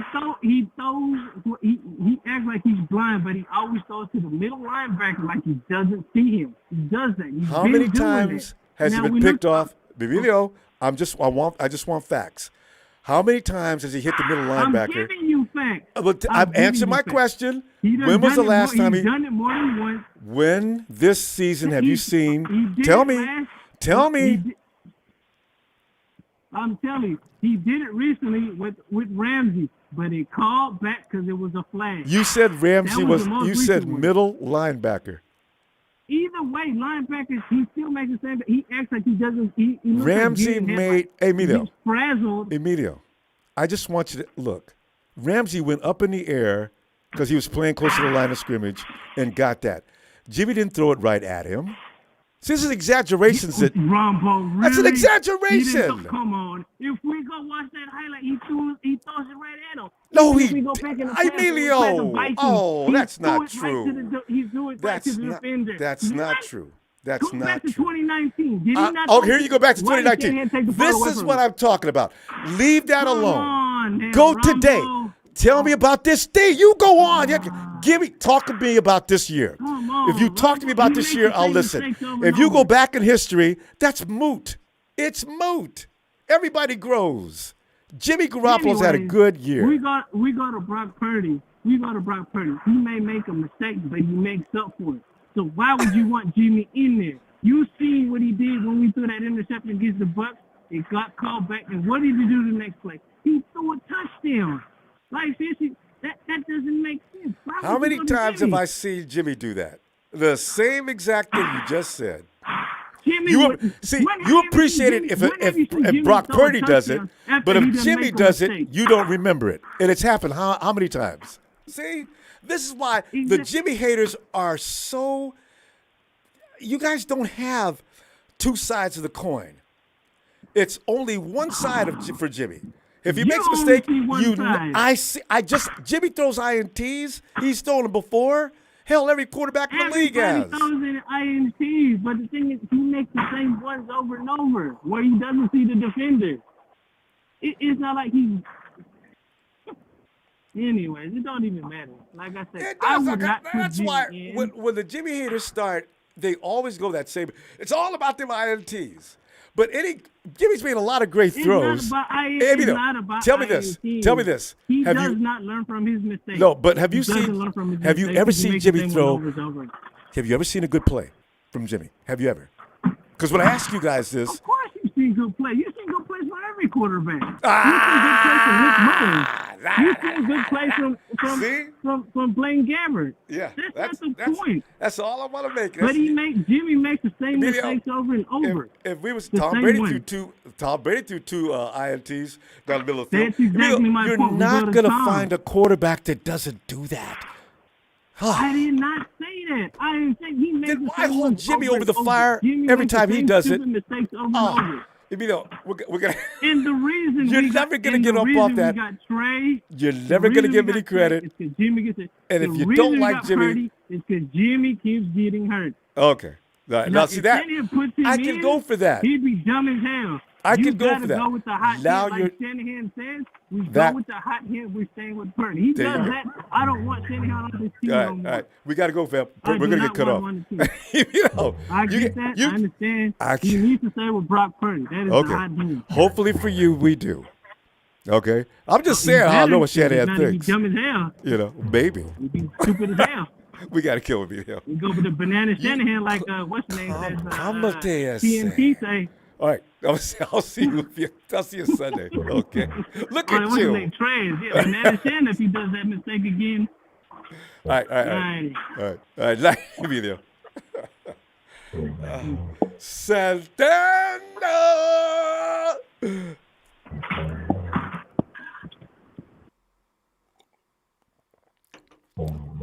Dum dum dum boom boom boom boom boom. Sabor. Santana. All right. Santana, it sounds like he's having a connection problem. Is he there? Oh no, that's sleeping. I thought there's a connection problem. Wait. Santana.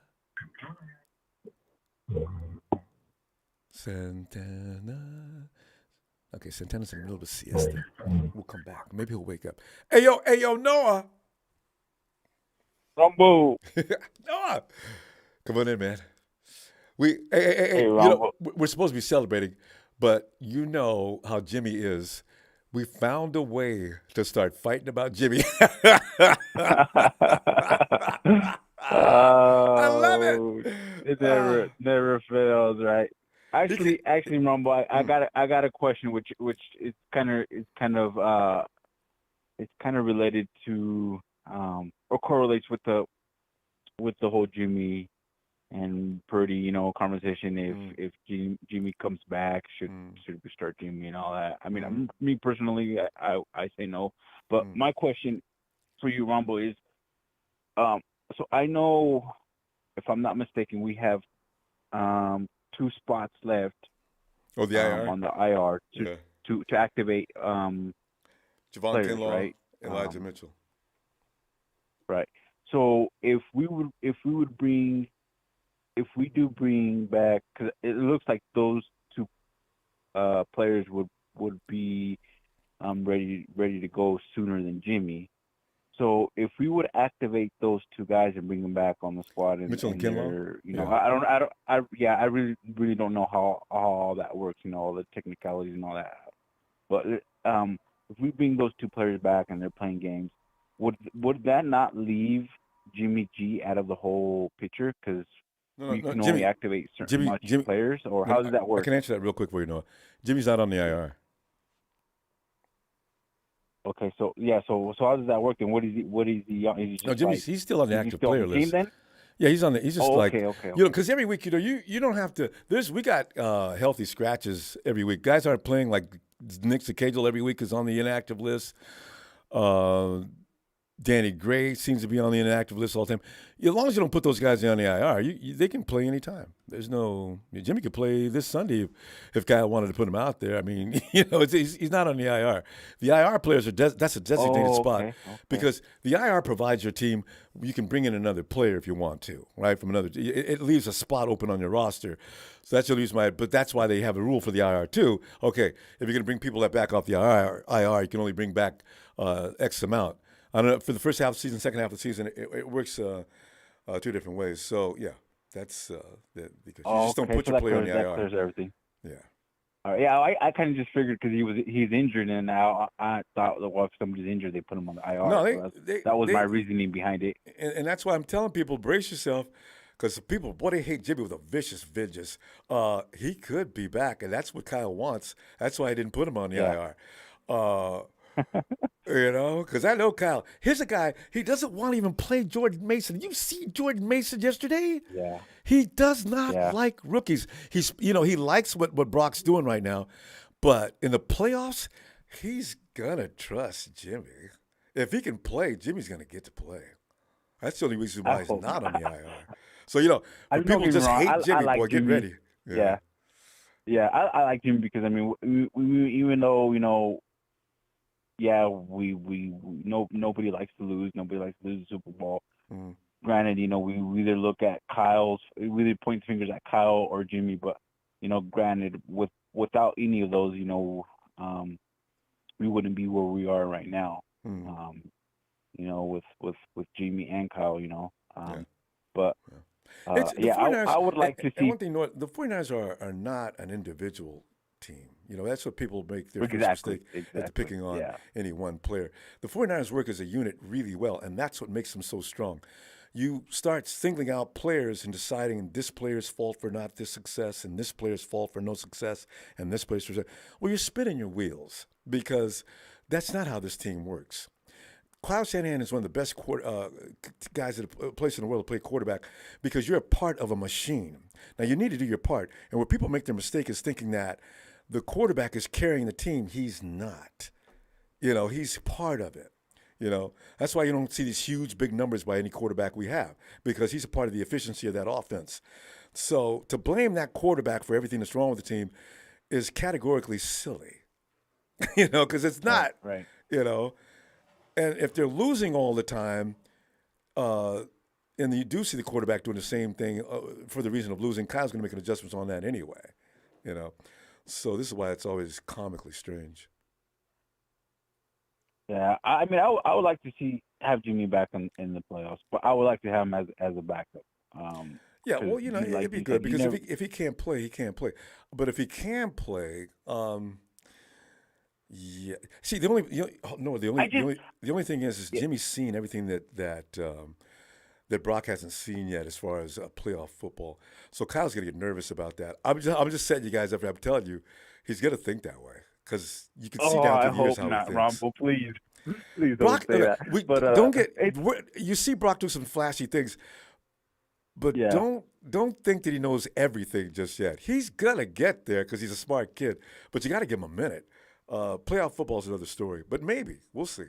But it goes back to what you say though, Ronbo. It's a team sport, and look at. I mean, it's kind of hard for him to fill with so much weapons, especially with Christian McCaffrey. Always having that safe check down there, and just all the weapons we have on both sides of the ball. And I mean, I heard a caller earlier, which really resonated with what he said. I mean, why would you play Jimmy with him being out so long and coming back rusty, going back in midst of and it could be. But the only point is, if he's healthy, 3 years experience and how many playoff situations that has Jimmy been in, and then you look at how many Brock's been in, you have an edge or you lose an edge, and you got to be careful about that. Maybe Brock can handle it, though, and Kyle can make that judgment. So if he can, look for Brock to be in the playoffs, no doubt. So, I mean, and that's one thing I would like to see. I mean, hopefully the Niners play out to win the rest of the schedule for the number 2 seed, because you never know with Philadelphia. They can lose their first playoff game, and that would automatically put us in the driver's seat. No, we got to go, though. I'll tell you what, I'll see you this weekend, all right? Later on this weekend. All right, fam. All right, Ronbo. Go Niners. Go Niners is right. Hey, Barry, the TNT square. And Ronbo is right. I'm no Jimmy G fan, but yeah, no, you just got to put logic together. If I got a guy that's been through the playoffs 3 times, and I got a kid that just played 4 games this year, and that's it. If you're Kyle, you're a little bit nervous. There's going to be some things he's going to see he's never seen before, that Jimmy's seen a million times already. That's all I'm saying. From a perspective of, do I go with the kid or do I go with the guy that's been there, done that? And George Kittle and all those guys, they're going to be worried about that as well. So you don't want them worried too, because it's a different game, guys. It is. Hey, Steven! What's going on, Ronbo? Steven, man, we're as I said, we're supposed to be having Victory Friday and Victory Monday. Hey, you can throw some Jimmy there, but you talk about the game yesterday and the Seahawks crying in their coffee. You can't say Seahawks are crying in their beer because they drink a lot of coffee up in Seattle. So anyway. Yeah, no, we whooped that ass. I know, it's so much fun. So, it was, we swept them. We straight swept them. And it's nice because we're only 1 game away from sweeping the whole division. And all we got to do is take the Commanders out of the NFC East, if I'm not mistaken. And that game, Steven, I can't wait for that game. That's going to be a real challenge. And you know what? If Brock weathers that storm, he is in the running. People think I'm just because I like Jimmy, I want Jimmy back in. But if he weathers that storm from that team, he is in the running. We'll see. But you know what, Ronbo? I'm a little mad because it's an unfortunate event that led to Brock Purdy's birthing with the team. Yeah. But I called this from a mile away. I said, you know what? This kid is something special. Yeah. And I was like, I hope he gets a chance to play. Granted, he won't probably get that opportunity unless Jimmy and Trey are hurt. Hopefully that doesn't happen. But if it does, we're going to see something really nice. And we did. And I jinxed it. Well, he still played. He got hurt, but he didn't get hurt seriously. I don't, Steven, our quarterbacks, are we the only team in the league that's playing on his 3rd quarterback? I just don't understand why. Well, no, actually, no. The Rams are doing it. That's right. That's right. But I'm happy for them losing all their quarterbacks. No, wait, Baker Mayfield? Oh, no, hey, wait, Steven, they don't like their 2nd-string quarterback. They don't. That's why they went and got Baker Mayfield. And that's why everybody said, 49ers better go get Baker Mayfield, But they didn't know about Brock Purdy. Well, here's the thing. I don't know why they don't like their secondary quarterback because he was actually really good in the playoffs when Matthew Stafford got hurt. Yeah. Yeah, I know, right? The only reason why he's out still supposedly is because he got his neck almost snapped during one of the plays. I remember that. They killed him in the playoffs that year, too. Same thing, neck. Yep. Hey, they did that to him this year as well? What is with grabbing him by the neck?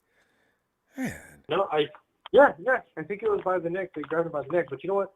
I want to talk about that roughing the passer call that was called by Nick Bosa. Man, that needs to be that's so strange. That's a worse call. Oh. Easily one of the worst calls. You took away a sack from him. He would have had 16 and a half sacks. He's still leading the NFL in sacks, but damn, And we would have had 28 points, remember? Because that touchdown that Demo got was called back. I said, come on, man, you guys, how are you going to make that call? You saw Demo catch it, and quick, look around for something to call. God. But you know what, Ronbo? I'll be honest with you. I love my defense. I love the defense 100%. But it's like, had we had no penalties, if we kept a clean game, absolutely. We'd ran the score. I know. It would have been worse. And you know what pissed me off, Ronbo? You know what pissed me off at the very end of the game? The last snap. And I'll tell you why. Because if the roles were reversed, we're getting our asses. They would have ran it up on us. I agree. They would have ran it up on us. But Kyle Shanahan decided to play the good guy and say, you know what? No, I'm better. Nah. Pete Carroll would have ran a train on that defense. Okay, I got 28 points. Now I'm gonna keep it going. Let's keep it going. Let's run it up. Onside kick. And and Steven, you let Jordan Mason, you wouldn't let him play all day, and he runs all the way down to the 1. You know he deserves to be rewarded. Give him the ball again and let him crash it in. Absolutely. Because all the times, the 49ers have been disrespected by, Pete Carroll and the Seahawks, you would think Kyle would be like, yeah, you know what? It's time for some payback. We embarrassed the shit out of you not once, but twice. Let's do it again. Mm-hmm. But no. But you know what, Ronbo? I will say this. This is what I think makes Brock Purdy a very scary QB. I saw something. I saw the first play to George Kittle for the first touchdown in the game. I saw something that it was very similar to Jimmy. But the thing is that Jimmy does a little pump fake, and left, right, and then down the middle. Yeah. Brock Purdy follows through with the whole motion, Yeah. faking to the right, faking to the left, fake to the right, and then right down the middle. It's the same exact play Jimmy does. And did a pivot, a spin, and did he spin all the way at 3? Yep. That was cute. He did a whole Ronbo. That was the smoothest play I've seen. And made it any QB do on that offense. Same here. And that goes for Brady and everybody else. I've never seen anything quite so dramatic. It was impressive. So it looked phenomenal, but you know what? We probably would have killed him a little bit more if some of our receivers didn't drop it. Don't mention no names. Brandon, don't mention any names. But yeah, I cannot believe Ayuk missed that. My God, that was right in his breadbasket. To the hands, Ronbo. To the hands. No, he hit right. Hands. Yes, and right in a comfortable position. Mm-hmm. You know what I would have made his ass do? I would have taken him out, made him do 50 push-ups, and go right back to fucking. Oh, he can do 50 push-ups, no problem. 150. You know what?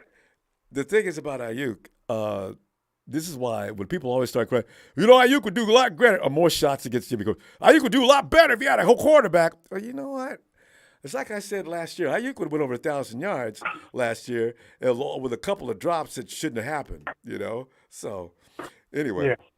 And it should be his, running motive. I mean, Brandon Ayuk is a great wide receiver, but goddamn, bro, fucking give him some stick-ups, please. Put some stick-em on. I'm tired of it. He's leading our team, though, this year, so he's okay. He's entitled to a miss every now and then. All right, fam. Steve, we got to go. I'll see you this weekend later on, all right? All right, Ronbo. I'll see you this weekend. All right, fam. All right. Good night. HBO is HBO. Yeah. Once upon a time, Jimmy didn't have playoff experience until 2019, so everybody got to start somewhere. Cap came in and played well in the playoffs. But HBO, you got a team.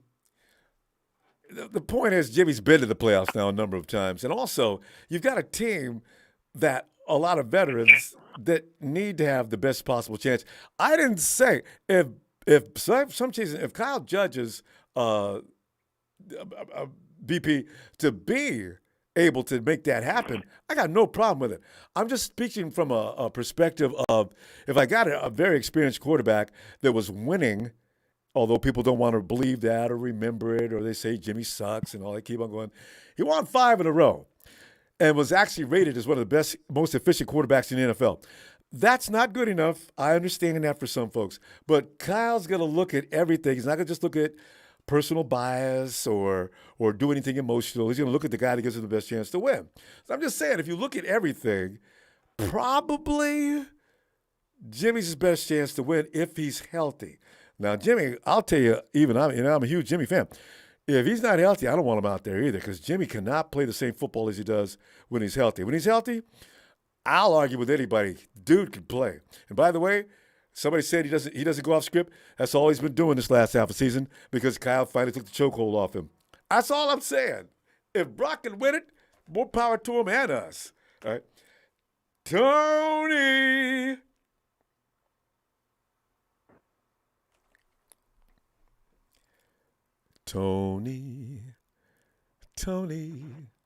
Bravo. Tony, come on What's in, man. Bravo? Hey, Tony, we were having Victory Friday and Monday, but Jimmy Garoppolo's always a polarizing individual. Jimmy Garoppolo could be 8-9 games in a row, but the only thing that will be remembered are the INTs. Any mistakes made, they write it down and don't forget it. But if he does well, nobody remembers a thing about that. All he does is throw INTs. All he knows is throws the middle linebackers. I mean, you know I'm taking shots at you. That was Jalen Ramsey, and Jalen Ramsey went way up in the air to pick that off. But no. Jimmy threw it right to him. So, you know, this is the thing. The guy gets bad. He gets unfair treatment from the fans. We owe Of course. Jimmy. That's asinine.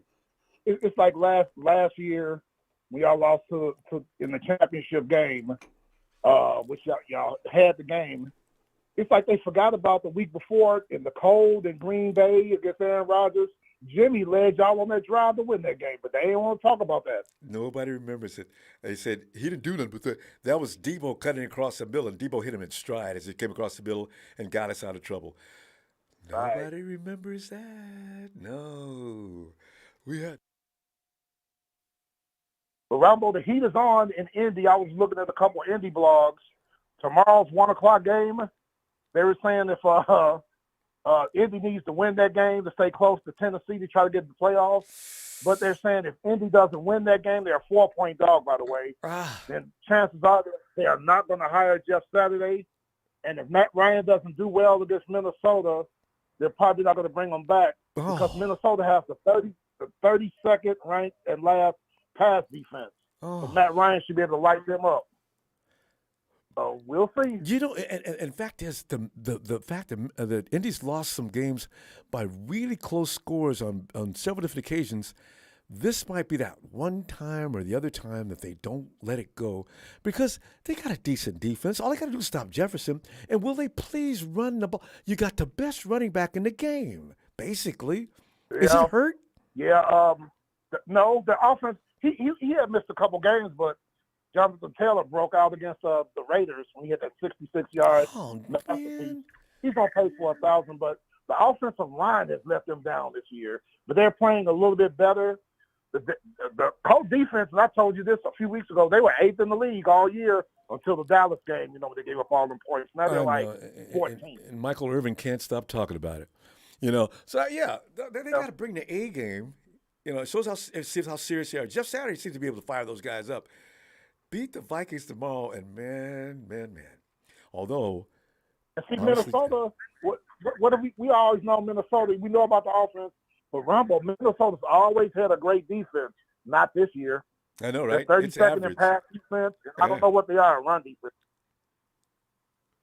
They better be good. They're talking about firing the defensive coordinator, and another thing that they did. Minnesota's always played a 4-3. They switched to a 3-4 this year, and it's not working. And they're talking about getting rid of players. Yeah. Talking about firing the defensive coordinator. The defense is horrible. He should, because their defense is better than what we're seeing, though. So if they're looking at him, hopefully they're looking at everything. In that case, why is Kingsbury still working? Some coaches and people get fired around the NFL. It just doesn't make any sense. What's his name over in Texas? How you gonna fire him? Remember last year? I said, talking about the Houston Texans? Yeah. Talking about Lovie Smith? Yeah. Lovie was there. Got Yeah. there. I said, man, what are y'all? The Texans ain't got nobody, and you got rid of everybody, and now you fire the coach. Got to give him time to build that team. Exactly. So, I don't know what's going to happen, but I already told you the teams I know is going to blow. I think the Raiders are going to blow that up. I think the Cardinals are going to blow that up. I think the Aints are going to blow that up. And those same old sorry-ass Rams are going to blow that up. You think so? Because somebody did say Sean Payton is considering either the Chargers or the Rams. I said, Chargers, the Rams. What He's not going to the Rams. The Rams? He's just blowing smoke. Oh, yeah, just to make sure the Chargers pay him enough money. He loves Justin Herbert. He loves Justin Herbert, and he's best friends with Alex Spanos, the owner of the Chargers. Oh, I didn't know about that. Oh, he might as well go start looking for a place down in the greater San Diego area. I mean, no, they're in Los Angeles area right now. He already moved there because he works for Fox in L.A. He moved there. Oh, how convenient can it get? Yep. So he's just waiting on the season. He loves Justin Herbert, man. He thinks they can take him to the Super Bowl with Sean Payton. And you never know, he might can. No, he's right, because the Chargers coach is very suspect, and he does a lot of things that are suspect. So, yeah, they just. But you said this too, Ronbo. Some defensive or offensive coordinators that become head coaches are not good head coaches. Yeah. He's a good defensive coordinator, that head coach of the Chargers. So yeah, that's just the way it is.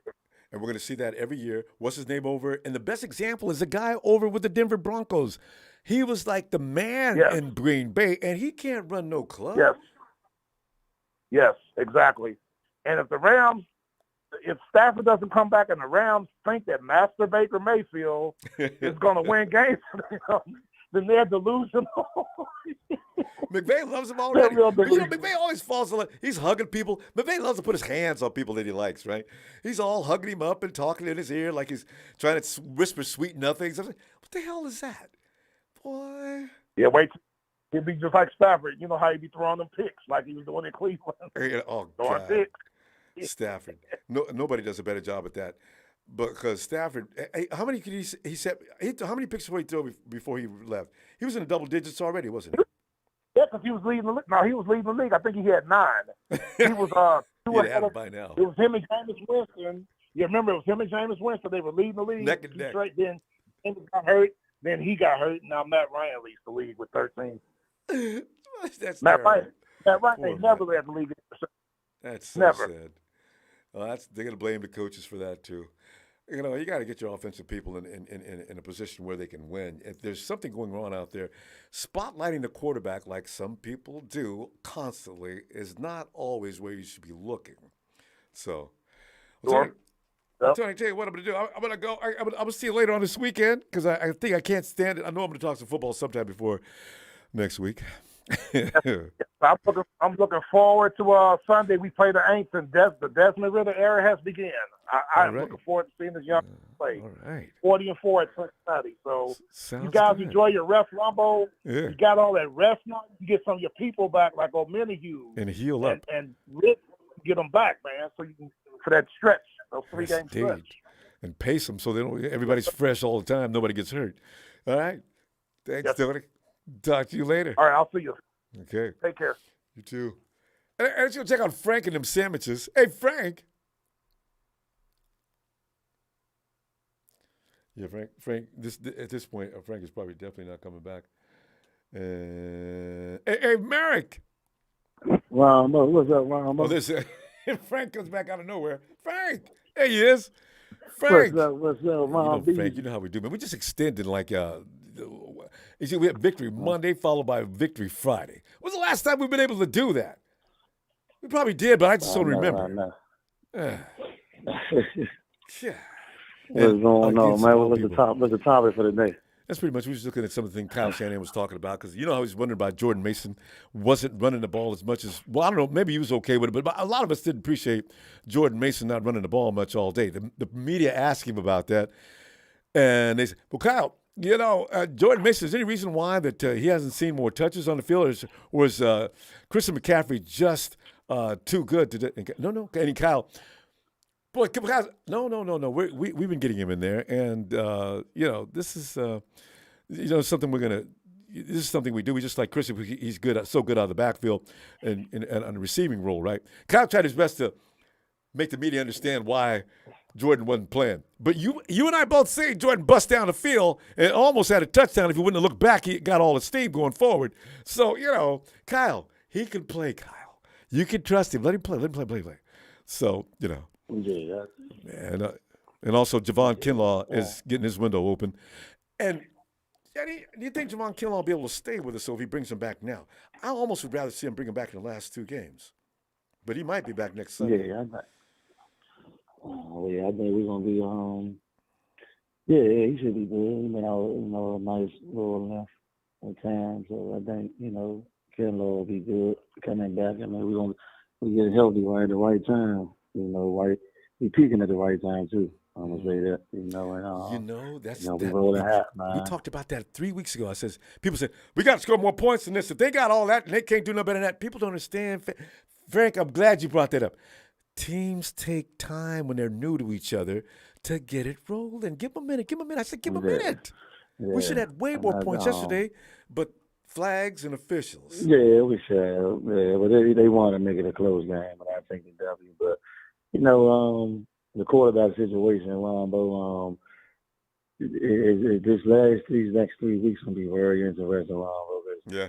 We just gonna sit back because because Philly, they can end up slipping, falling too, Ronbo. At any given Sunday, and teams that they should beat. Because right now teams playing spoiled football. So if Philly end up, slipping and lose a game or two, we can win out. We can get that. We can get that number one spot. But anything that these last 3 weeks, these next 3 weeks will be very, very, very, very serious. On the lookout for these next 3 weeks, Ron. Because anything can happen. Anything Kyle can said shake that up. too. We Anything want to play can happen. smart, but we want to do what we can to improve our position if we can. So I think we get number 2. Anything. I really do. Yeah, I mean, we can, but I'm gonna also look out for that one spot too, because anything can happen. But Philly, if Philly can drop to the Bears, that'll be a shocker. That'll be an upset. So, we just only that we can control what we can control. But best believe we looking for the best scenario. So if Vikings lose, then okay, boom, we got Washington. We definitely got to get that W because we definitely can get that 2 spot. And we finish out, and they finish out. No business with no 10-2 or 12-11, whatever they are. The Vikings aren't just a 2-loss team. Somehow they've gotten away. Yeah. And I just love how our defense is just playing out his mind. And I just, the quarterback situation, Ronbo. Jimmy, we got to give Jimmy credit for what he did to get us there. But you roll with that hand, Brock Purdy continue to play like he playing and just limit because he got away with 2 turnovers that he almost threw, and one was flagged and one was dropped. So he just got to, he gonna throw a pick or 2. Every quarterback he ain't gonna be perfect. It's a humble throw, but but persecute over every INT, that's just ridiculous. Every quarterback does. Yeah, so Purdy just, see how he play these next 3 weeks, man, and we just got to roll with the high hand. You can't take him out if he got wrong, but you got to roll with him. You know what I'm saying? You got to roll with him. Even Jimmy come back, you got to roll with him, man. I was just saying, knowing Kyle, he's going to want, for the playoffs, if Jimmy's available, I got a feeling he's going to go to him. If he's sore I don't know though, Ronbo, no, he ain't going to. Because I'm watching Cal, Ronbo, and Cal like this kid, Ronbo. Cal really. Oh, no doubt. Cal really so Cal he can do things that nobody don't really know about him. So it is be a that great, is an advantage. You know what I'm saying? Other teams don't know about him. You know what I'm saying? So that's what I'm saying. Nobody don't know about him, so you can't. Because everybody, here's the thing. Everybody knows Jimmy. They know we're gonna stack the box. We're gonna make Jimmy beat us. Yeah, but how many times? See, Frank, that's what I push back on this. You saw what happened the last few weeks. Was the box getting stacked? See, I just want people to remember the most recent activity. Let's not go back to 2019 and 2020. Let's look at what happened recently when Kyle got up off the neck leash, let Jimmy go off script. Where Jimmy threw more of these last few weeks he's thrown in the whole time he's been with the 49ers. Now, that tells me there's something different going on out there. And Jimmy was one of the most efficient quarterbacks in the NFL until he got hurt. So that's why I'm saying do we need to still talk about the old Jimmy? That's all I'm saying. I'm not talking about, I'm not. I'm giving Jimmy credit, but I'm just saying that's. Well, the first thing you said is they're going to stack the box. They stacked the box. They're going to, though, because I'm saying. And they stacked the box. Jimmy did. They stacked the box on Brock as well. And what did Kyle do? He finally woke up. Let the quarterback throw. But I know with the offense just look a little better with Brock on the hand. Well, it just look a little more smoother. Okay. I'm just being honest. I like Jimmy. I'm not knocking Jimmy. I'm just saying it just look a little better. I don't know. It just look a little. It's just like it operating better. I don't know what you know what I'm saying. That's all I'm saying. You didn't like that game in Mexico? No. I like it. I like it, but that. No, I mean, as far as smoothness goes, Yeah, I don't know. We make a lot of I judgments mean, I against don't Jimmy. know, Ron. It just looks different. I don't know. Maybe the Facebook will Oh help yeah, me yeah. out. I You mean, a know, like different quarterback, but it just look a little. I'm not taking nothing from Jimmy because Jimmy do have the more experience. So you know what I'm saying. But I'm saying the kid had and Kyle know that. Okay, and because he looks good. really it's Kyle. He the mastermind I about agree. everything. He Because looks you can good. plug. You know what I'm saying. So Yeah. it's him. It's a system. So looks you don't need him to do much. Well, Or yeah. he So there you could go. throw for 200 yards and just keep on turning the ball over. We can win. And You get what I'm saying? So we're gonna we don't ask the quarterback to go 400 or 500 yards. You fam. get what I'm We saying? got Every three. game. He's So, got 3 weeks to polish up, and I hope he gets better. I'm not wanting him to leave. I'm just saying, for a quarterback to spin in the playoffs a number of times, Kyle may be thinking, I'm gonna let my kid rest. Thank you for getting me here. I'm gonna put the dude out there that's been out there. I could be wrong. We'll see. You know, he may stay with I that. agree. I get what you're coming from because I said the experience. Yeah. So I agree with you coming from. right. But I don't We'll know. It's a great thing to have. Let's say It that. is. It's a great problem to have, ain't it? All right. So that's just a great problem to have. Production's So, gonna put us out. You know, have a good one, Ronbo. I know, have a Phil. good one. I Have a love good you, night. Ronbo. Love y'all faithful. Love you back, And man. everybody have a safe and blessed night, man. I see you on Sunday. I think so, because I can't stay away. Because we ain't got no game. We got to talk. Oh, Monday, okay. Night. Oh, Monday. All right. Night, fam. Night. And Victor A says, long as Jimmy's here, the goalposts will always move. If Jimmy has a good game, it's Kyle getting credit. But with Purdy, it's all he's doing. I really think Garoppolo gets a lot of unnecessary shots. It just, when he's doing well, you know, he's doing well. There's no need to paint it another color. It is what it is. I'm glad about Brock, but I mean, come on. Now we got to start taking shots at Jimmy. That's so unfair. Hey, Merrick. Hey, Ronbo. Merrick.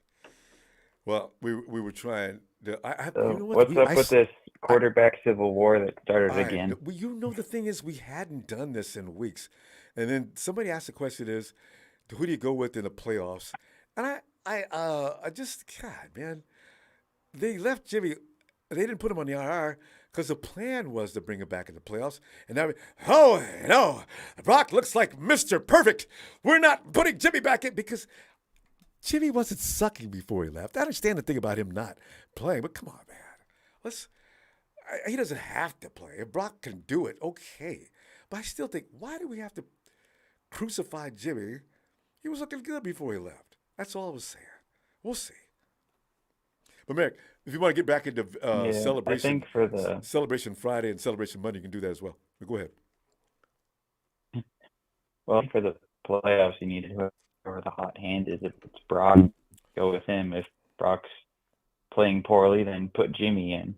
But I feel like Brock gives us a slightly advantage to win just because sometimes when Jimmy comes back from injury, he doesn't look Jimmy. Yeah. And that could be the case, too. Yeah, he may not be. Well, you know what? Kyle's going to make a judgment call on that. If he looks, you know how Kyle is. If he sees something in practice he doesn't like, Jimmy won't play. But if Jimmy looks like he can play, like I said, that playoff football and regular season football is two different football. He might freak out. I think. Maybe not. Yeah, well, I think Brock proved that he can do season football because if you go into Seattle play like that, then you can pretty much play anywhere.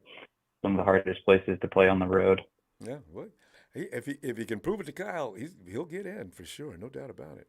So we'll see. He's got 3 weeks. Yeah, in fact, Brock's got 3 weeks to make himself look so sharp and comprehend so well and keep Jimmy on the bench. Because right now it's a silent competition between him and Jimmy, is what I'm thinking. Because if anybody thinks Kyle's going to just discount Jimmy in this,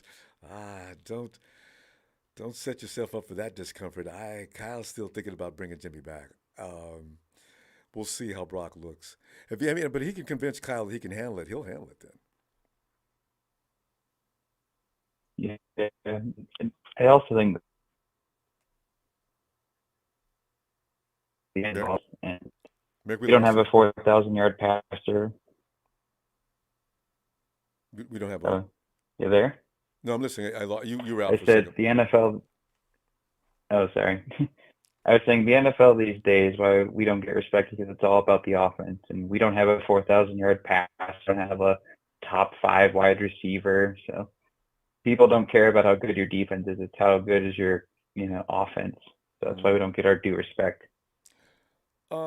No, we're ranked as the third best team in the NFC by most. Because, Merrick, like what a lot of us don't understand is because we're used to seeing football days from the old when you had a coach other than Kyle Shanahan that made a quarterback who do all the heavy lifting, and they were pretty much a one-dimensional team. They were either all pass and all run. Kyle Shanahan has the perfect ideal blend where he does just enough passing to keep a team honest, and he runs the ball and plays physical football. What we have to be able to distinguish is there's a difference between that football and the marquee kind of quarterbacks that go around. Like you watch guys like Josh Allen. You watch guys like Stafford last year that even did what he did. You watch Tom Brady, the master of that kind of football. Nowadays, you'll notice that a lot of teams are going toward Kyle Shanahan football. You're going to run up against defenses now that are adjusting to both the offense. If a team was pass heavy, you notice defenses now are adjusting to the pass heavy game. If you're a running first defense, a lot of teams are very good at stopping the run. If you've got balance, you got a chance to win going into the future. So this is why to decide that the 49ers are not a good team because of their offense is a big mistake that a lot of teams will make, because Kyle Shanahan will do what he's been doing this year, making sure that offense is clicking, and we got McCaffrey for that reason as well. Or else if we're going to just play nothing but defense and run the ball, maybe McCaffrey's not the guy you go get. But the way it is now, we're playing balanced and playing it very well. And that's why the 49ers are probably one of the most dangerous teams that's going into the playoffs. It's all about balance. Yeah, I agree with that. It's just everyone talks about how great the Eagles are and the Cowboys, but it seems like not as many people talk about the 49ers in that way. Yeah, well, but they still talk about the 49ers, though. And the defense gets a lot of credit. But you know who's going to our kind of game, too? The Cowboys. The Cowboys are running the ball a lot more. Why? Because Dak Prescott's getting picked off at an alarming rate.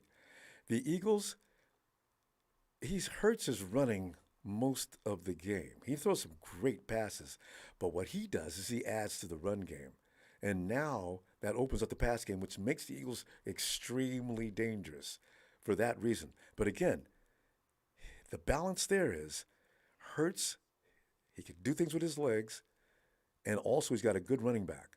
So, now you got a double-barrel shotgun going on offense, and the Eagles' defense is tough. So balance is still a thing. Cowboys, they're talking about the Cowboy defense just as much, Merrick. Keep listening and you'll hear it. And in fact, they've been talking about it for weeks. I just hope in the playoffs that the Eagles and the Chiefs get taken out so we don't have to play them, because then we should be able to win the Super Bowl. I want the Chiefs in the Super Bowl. Well, ideally what you want is you want the best. You want to beat the Eagles and you want to beat the Chiefs. Why? Because that way people say, yeah, you guys dodged the bullet, man, because if the Eagles would have made the Super Bowl, you guys would have been meat. Or you guys dodged the bullet because the Chiefs didn't make it. Yeah, see, that's what you don't want, because you'll never get any respect that way either. Yeah. All right, fam. Well, let's just hope that the next games go well. Yeah. And we can stay healthy. That's the number one problem right there. So we'll see. Yeah. Right, oh, yeah, Ronbo, have you seen the Vikings point differential? What is it now? 4 points? It's -1.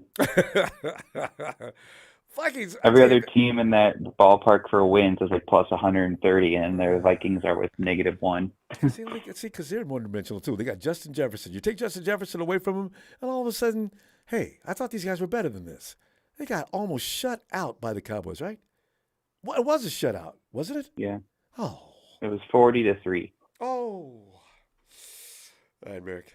See you this weekend, all right? Have a great night, fam. Appreciate you getting in there. All right, you too.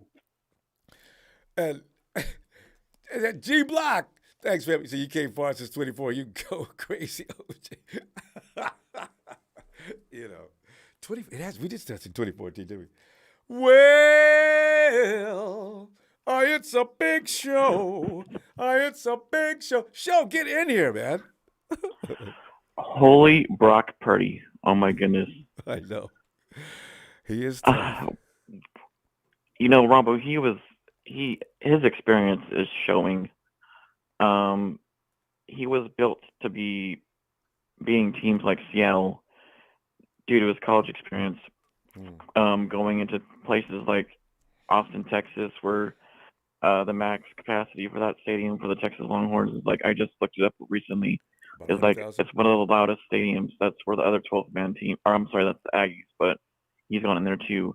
But Austin, Texas, their stadium fills like 100,000 people. Yeah. Same with Texas A&M. He's gone in there, and he's built for big moments like this, and that's where his experience showed. Yeah, Playing all 4 years of college. He did well against came about last night. Seattle, yeah. Yeah, of all places, Seattle.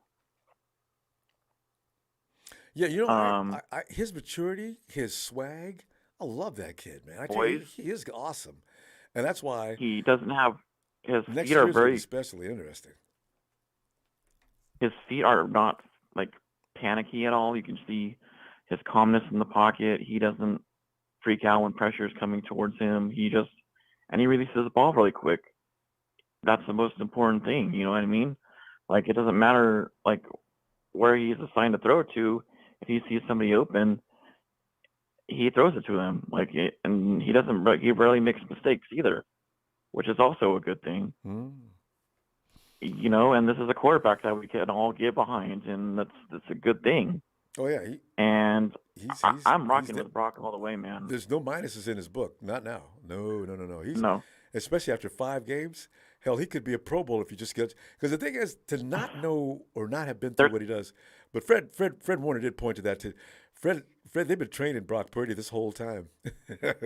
He's had to deal with them on a daily basis. They're talking about him being Offensive Rookie of the Year already. They should. Yeah. And if that happens, and if he takes us far, get in that. That's true. Yeah. If that happens, and he takes us very far in the playoffs, that's our starting quarterback in 2023. You do not take the keys away from him. I know. And kill his confidence.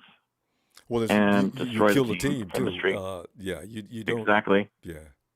They believe in this kid, and he's got it. He's got the moxie. He's got the gravitas. He loves the team. Just loves him. I mean, you know what I mean? Like, they know what they want in a quarterback, and they found it in Brock. Like Nick McBosa said, we have a quarterback.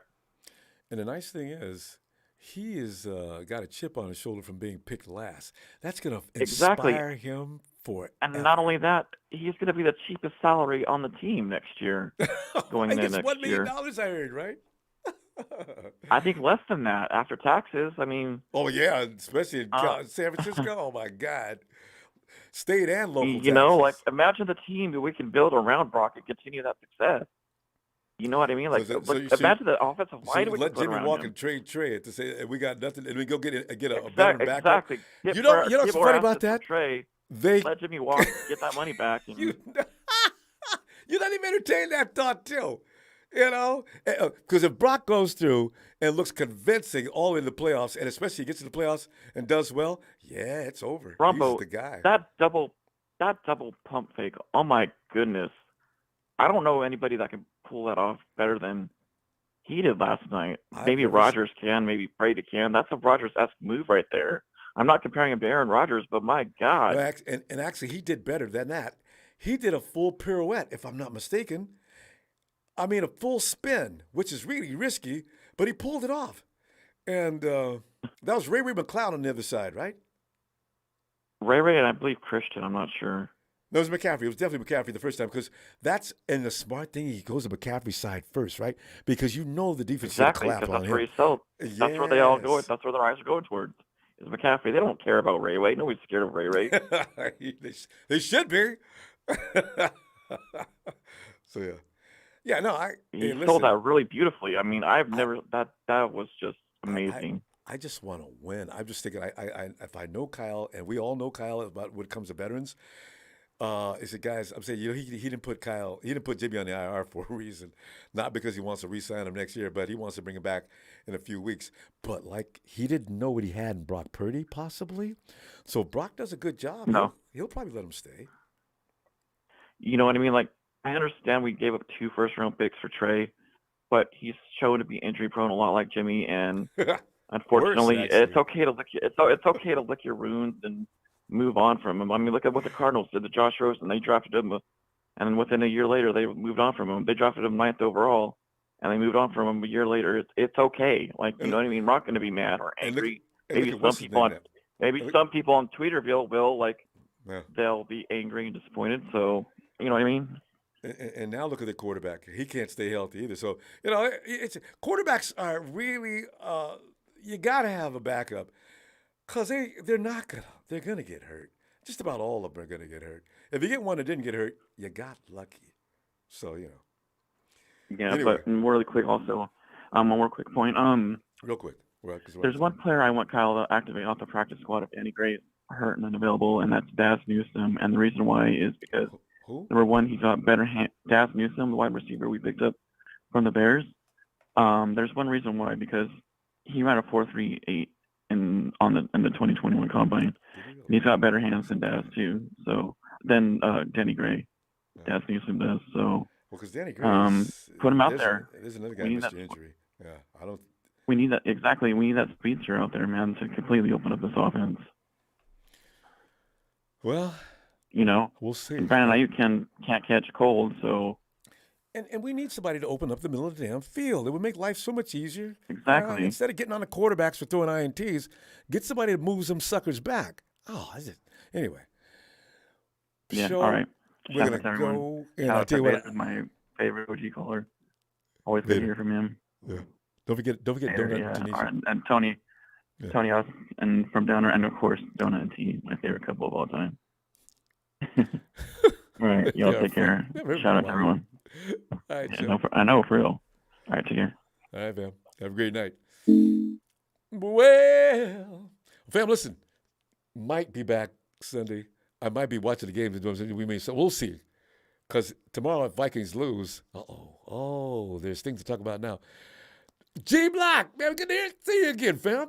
Bosa's DPOY, slap everything. I tell you, fam, please subscribe. We get in arguments about Jimmy all the time. You know you love that stuff. I'm just kidding. No, we don't. It's been pleasant for weeks. In fact, this is the first one, actually really first one in a long time. Why? Because Jimmy was playing good football and people left him alone. But this guy comes in and people are looking for a reason not to like Jimmy anyway. That's all it took. And now we're moving on. And hopefully, and by the way, fam, I hope Brock Purdy shows Kyle Shanahan that he can do this. And Shanahan's convinced. Hell, I'm convinced too. No problem. So let's do this. Fam, please don't forget to hit that like. I'll see ya. Maybe sometime during the course of the weekend. Thanks. Oh, the contributions. Thanks for the contributions as well, fam.